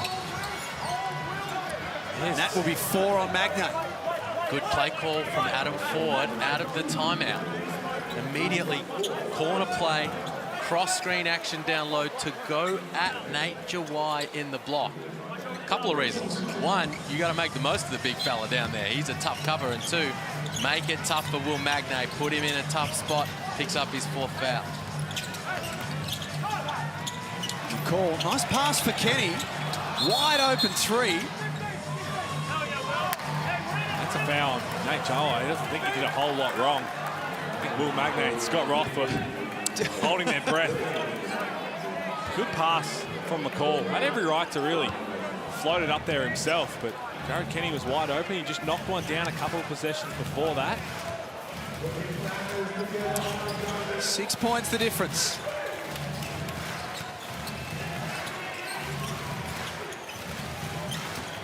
Adams dribbles through. McCall got a piece of it. He does not give up. He's a terrier defensively. What a great rear contest from Tajir McCall. Fights over the ball screen and then good enough to contest from behind on Josh Adams' jumper and send that out of bounds. The Jet from the inbound.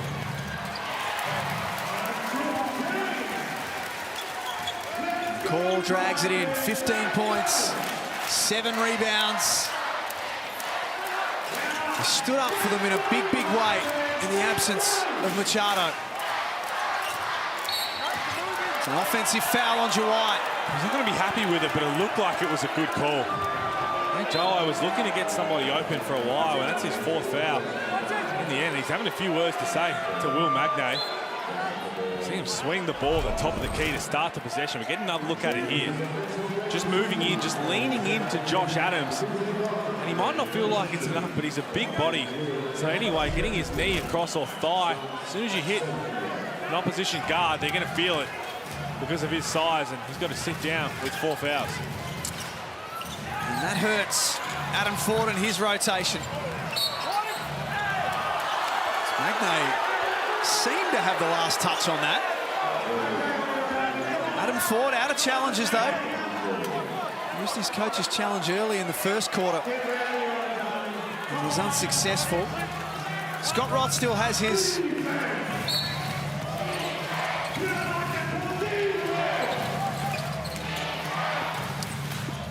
Steindl wanted to involve Magnay, instead went himself and scores. You don't see the 1-foot runner from Steindl very often, but he is feeling good.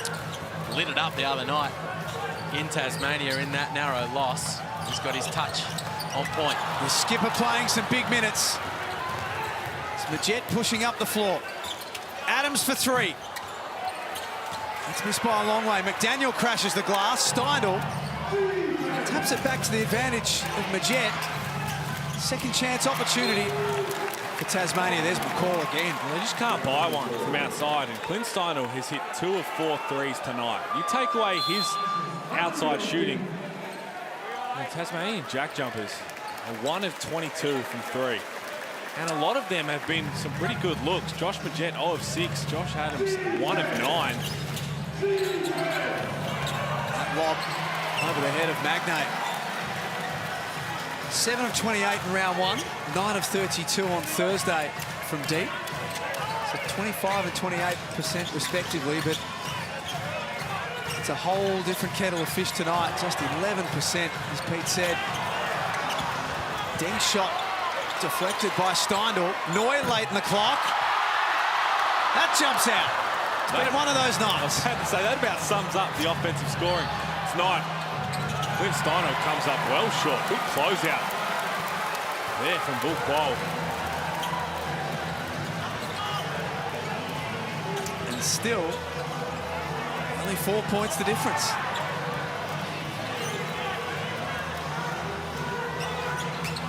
McCall spins. He loves that move. What a pass for Steve Zimmerman. Tajir McCall, that is brilliant. Wow. Great play from Tajir McCall off the bounce. Puts it on the deck. He sees Zimmerman underneath, spins, draws Magnay, and finds Zimmerman right next to the bucket for the finish. He is an excitement machine. Cairns Taipans fans will love him. Seeing what he does already, and didn't start playing basketball until year 11. It's remarkable. And just wanted to be different to the rest. Thought at the time perhaps wasn't as skilled as a lot of people he knew, and just thought that defense was a way that he could become his own unique style of play. So now we're seeing his offense on display, and there's an offensive foul from Clint Steindl. And Tajir McCall, the Taipans fans will love him, will be a fan favourite. But unless you're an opposition fan of an opposition team who's not playing in the game that Cairns are, you're going to love watching McCall go about it. Here's that last play. It's amazing. We talk about how often those handoffs, they get called as offensive fouls. It's amazing how often it's called when it's not one of the bigs involved.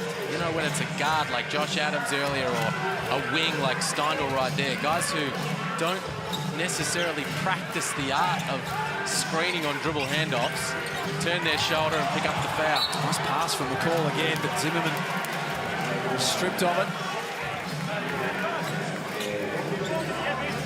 6'11" out of Tennessee.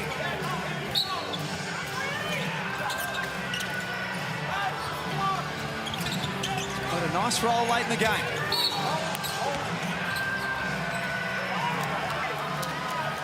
McCall's going to sleep well tonight because, as we said, he is giving absolutely everything on every possession. Was flying off one side of the down stagger screen and then changed direction, and the JackJumpers were in all sorts of miscommunication. Had a couple guys guarding him, called for a foul, and they're in the bonus. So McCall going to the free throw line where every point is so crucial in a game where they're hard to cut by.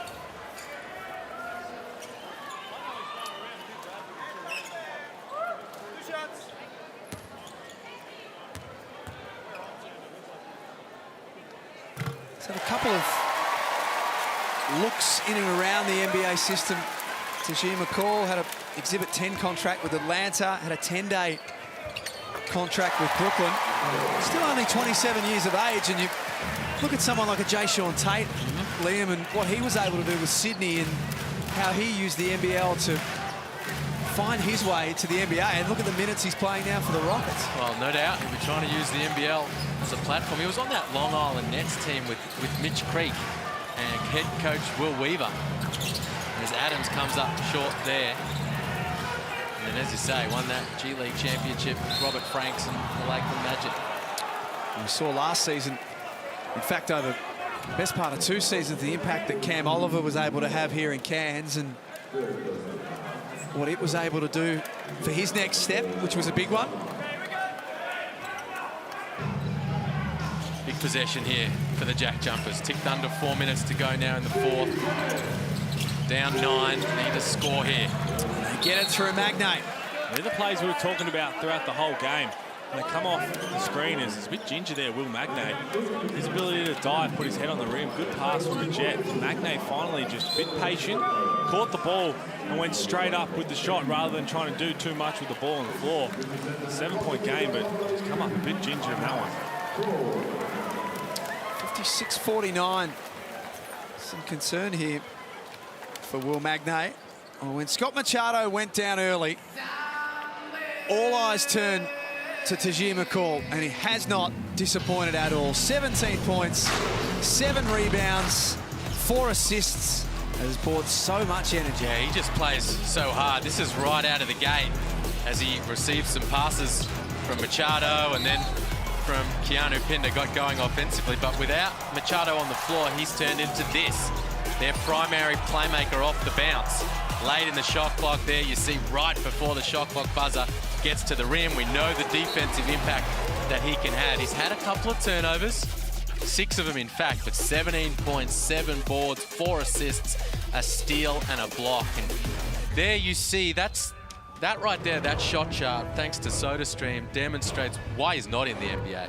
The ability to knock it down from long range, because he has everything else in his toolkit. And if he can develop that side of his game, you see all those misses around the arc. The green dots at the rim show his ability to get right to home base. That's the next phase of his development. 3 minutes 39 remaining.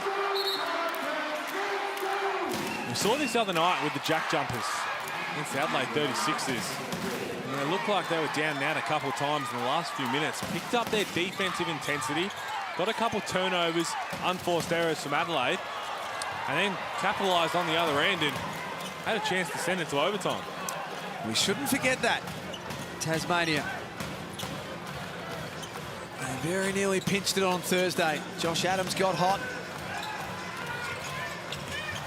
Could he be that man for them again? Zimmerman, nice move to the basket, but can't get it done. Kenny walks the tightrope. Out for Deng. He's had a tough night at the office. Makes a big one count. Well, he's waited all night for that kind of opportunity, Majuk Deng. And that's a big bucket. Back out to double digits. Steindl getting inside and scoring. And an immediate turnover there from Cairns. They give the ball straight back to Tasmania. There's Will Magnay. He said he was looking a bit ginger from the last play before the timeout. Vince Steindl getting all the way to the rack. Looked like he's got a little bit of a cramp in the calf. He's put his head down and attacked the rim tonight. 13 points for the JackJumpers captain. He's just going to sit down and get some medical attention. Hopefully it is just cramp.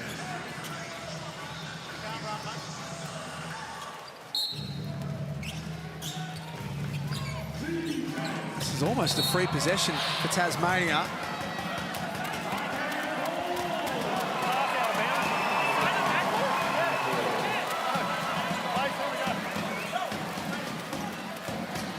Well, he had Will Magnay for the lob there, Majet, and he's caught the back of the backboard. McCall gets Cairns beyond halfway. Qual, no good.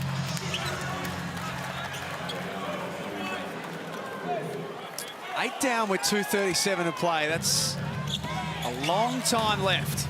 There's a lot of points. That might not look like it, but in a game like tonight, it's a lot. So they've got to just execute, get some good possessions, take it possession at a time, get a good shot first. 19 turnovers for each team. But can they get a good look as Majet turns the corner, gets one to go. His first of the night, 1 of 7 now, and this the 4th made 3 for the JackJumpers. And they're within 5 with 2 minutes to go. And goodness gracious. Dear. Paul Qual had no idea that ball was coming to him. Very nearly hit him on the top of the head. Taipans lead by 5. McCall trying to be proactive. And one coming up. He's single-handedly carrying this Taipans team to a victory. Well, he loves to spin to Jim McCall, and the patience on that play just to wait for the ball screen to arrive. Zimmerman eventually comes out. They switch the screen at the last moment, flip it, and then he spins into the lane. McCall finishes through the contact. He looks a bit sore too. There's a few smiles on the Taipans bench. They think they might just about be there. As Josh Adams fouls out for Tasmania. Another tough night for Josh Adams. Scott Roth going to chat things over, try and get another good possession, which they have done well tonight. Josh Adams, 4 of 18 from the field. Just 9 points in his 27 minutes and 1 of 10 from 3. For a guy who's going to be one of their leading scorers, one of their leading aggressive offensive players, he's had a tough night to back up, which was a really tough night for 85% of it the other night against Adelaide, but took over in the last 4 minutes. Kawatanoi's made a good start to this NBL22 campaign, has dealt with a lot of injuries in the last 2 seasons. Last weekend, started off with 17-5 against the Wildcats. Tonight, 13-4. He's hit a couple of big shots at important moments. Well, they've had to find some scoring from somewhere, the Taipans. Machado usually will get everyone involved, but Noy and McCall have had to take it on their own back throughout this game and put it on the deck, attack and make plays. He made it happen from long range last week, Kawatanoy, as he hit 5 triples on his way to 17 points. And tonight he's got his buckets off the dribble. He's the other Taipan in double figures. McCall has 20, Noy 13.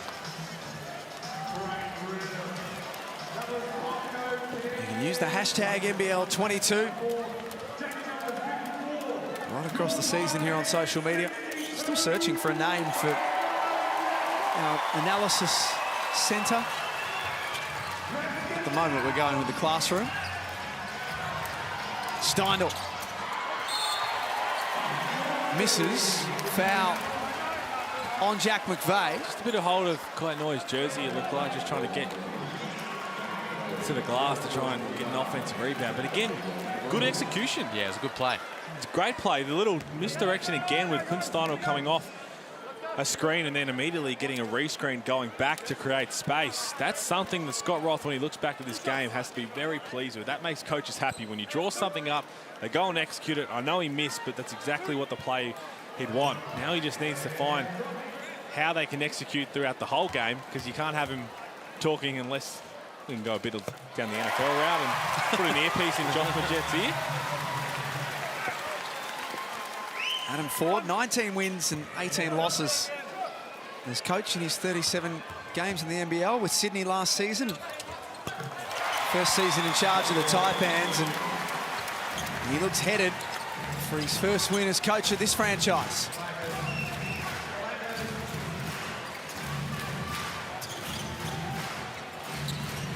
Tassie need points, and they need it quick. Magnay rolling to the basket. Good finish from close range. Offensive rebound, McDaniel. Majet had his shot blocked. McCall followed up, and he's going to argue the point with the official and say that it was Majet who initiated the contact. I think he's got a pretty good case, but again, I'm going to go back to it. This is the whole issue with the challenge. That's a clean block there. Now he's... Oh. Tough from that angle, but McCall looked like he was inside the three in terms of where he was. Majet leaning forward, but that's something that maybe at this time of the game, if you haven't used your challenge, you've still got a timeout, you throw it out there. We'll go back over the course of the year, and I've already seen a couple coach challenges where we've scratched our heads with. And then we've seen a couple that haven't been challenged where scratching our heads thinking you're going to challenge that one.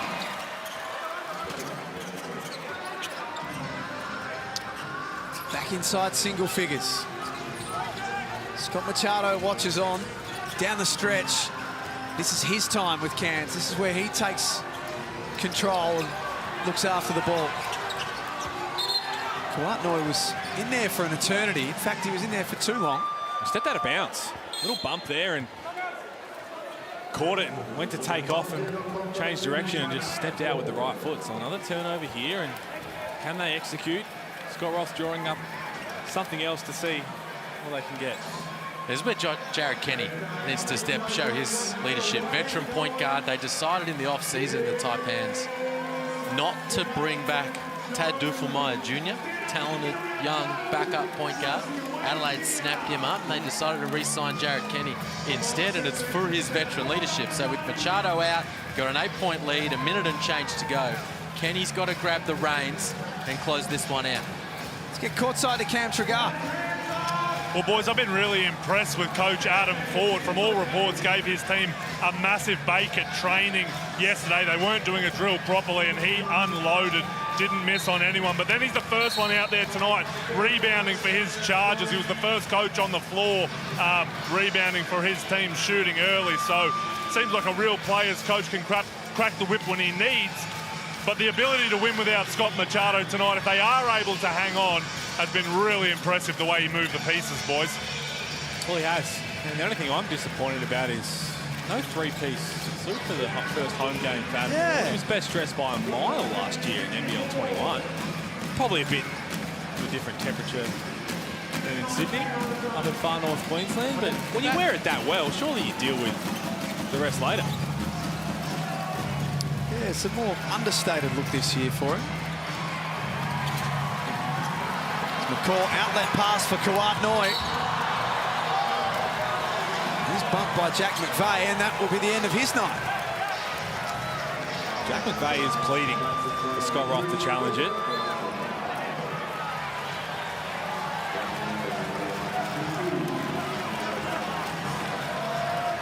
And he's going to sit down, so both Josh Adams and Jack McVeigh fouled out of this game.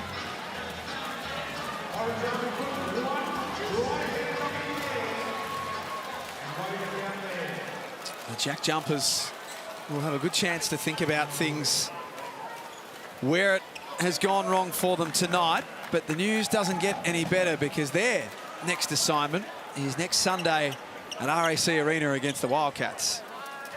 And then as soon as that finishes, the following Wednesday, they play the Kings at Kudos Bank Arena, who the Kings went down tonight to Illawarra, but were without two of their main pieces in Jalen Adams and RJ Hunter. We know how hard it is, as Liam said, to win on the road in the NBL. But what we've seen from the JackJumpers, just a lot of turnovers in their games as they're still trying to get adjusted to this new style of play from Scott Roth. The one place you can't afford to hurt yourself is playing Perth in Perth. They just capitalise on every single mistake. So we've seen that tonight with the Taipans, and this is only a 9-point game right now because of the turnovers from the Taipans themselves. That's something they have to clean up. But it is, you can fix that. That is something that is easily fixable if you can just lock in and control those little unforced errors. Next home game at MyState Bank Arena is Boxing Day, which my understanding is that there are still some tickets available. Not many. They're expecting a huge crowd. The block over the back. It's called a foul by Majuk Deng.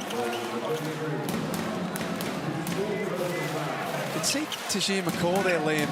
Even in the huddles tonight, he's really taken on not just the responsibility in terms of the way he's playing, but the way that he's trying to lead this team without Machado as well. Yeah, he's a really engaging personality.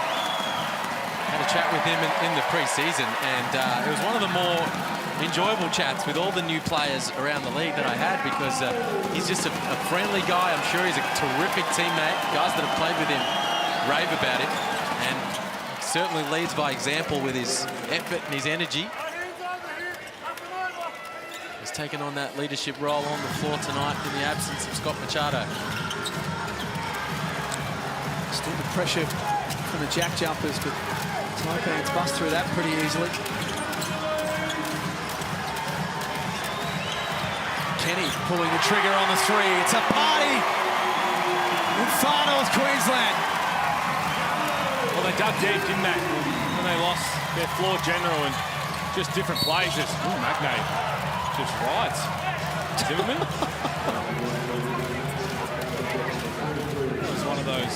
See him out the front of the shops. So he put the little 20 cents in, jump on the back, and go for a little ride. Do you put the 20 cents in from time to time? Well, 20 cents would have been way back, wouldn't it? Yeah, Oh, now I'm thinking, they're probably like $5 It's now. about $9.50, I think. Magnay misses the extra.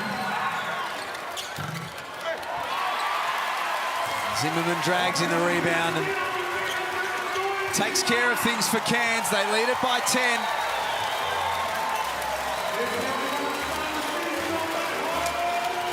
And they can wind down that clock and let the celebrations begin. Tajir McCall's had an outstanding night. He'd love two more. It's not going to happen for him, but it is going to happen for the Cairns Taipans. Home is where the heart is. Back at the Cairns Convention Centre. Back in their happy place and back on the winners list. 69-62, the final score. Well, they did it the hard way. This is not a good look down this end for the JackJumpers. That last play of the game, Quinn Steindl. And Scott Roth was immediately out there, and it looked like it was across the face from McCall. I think it might have been an elbow on the Euro step, but hopefully he's okay. The Taipans got the job done, trying to build a fortress there. It wasn't pretty at times. You lose your floor general. McCall was incredible. Everyone else just slowly chipped in, and again, they've got things that are correctable in terms of turnovers. They're going to get through some plays. McCall just asking Scott Roth if everything's all right with Quinn Steindl. Good sportsmanship there. And there's our Foot Locker player of the game. No surprise, Tajir McCall. 28-6. Bit of everything. Had the turnovers, which you'd expect when everything was run through you after Machado got hurt. It's a win for Cairns, and that's now 12 of their last 13 inside the Convention Centre that they've won. They played out of a pop-up arena last year that used to be a Bunnings that was converted to a basketball venue for the season, but they're much happier here, and it shows as well. It was a grind at times tonight, but they overcame the adversity of losing Scott Machado in that first half, and they got a win. Geez, they were up against it 6 points only in the second quarter, but they found their offense in the second half, and they got their win, their first home win for their passionate fans. We're back to wrap it up after this in the Hungry Jacks NBL.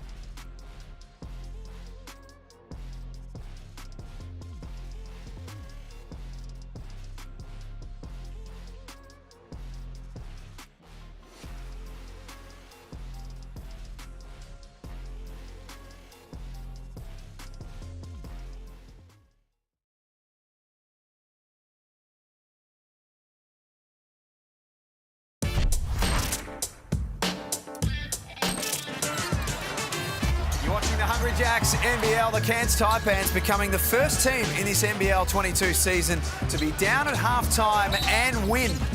And they do it by 7, 69-62 at the Convention Centre.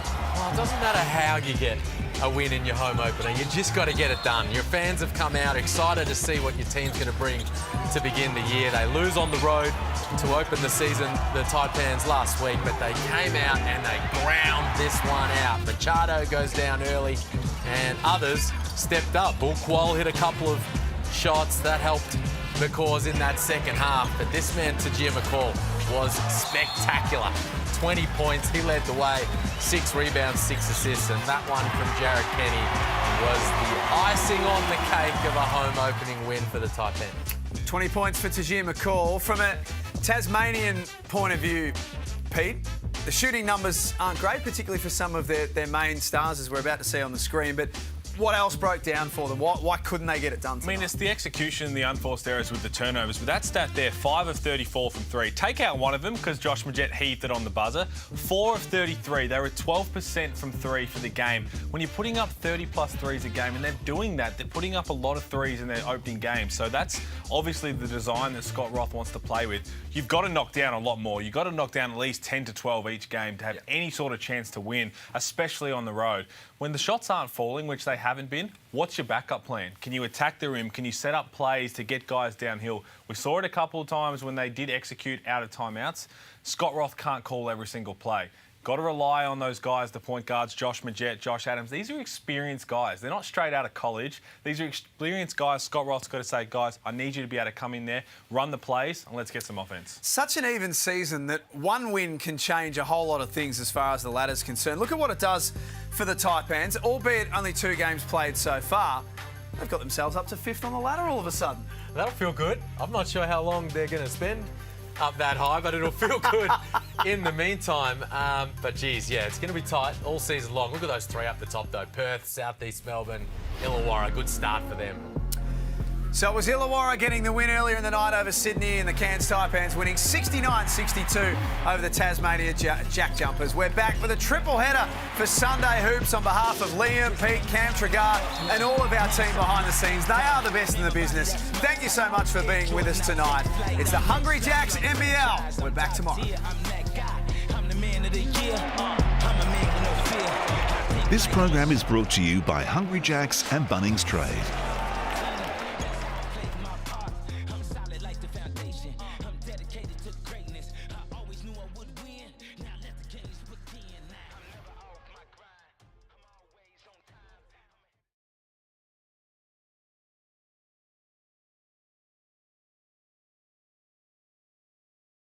This is one.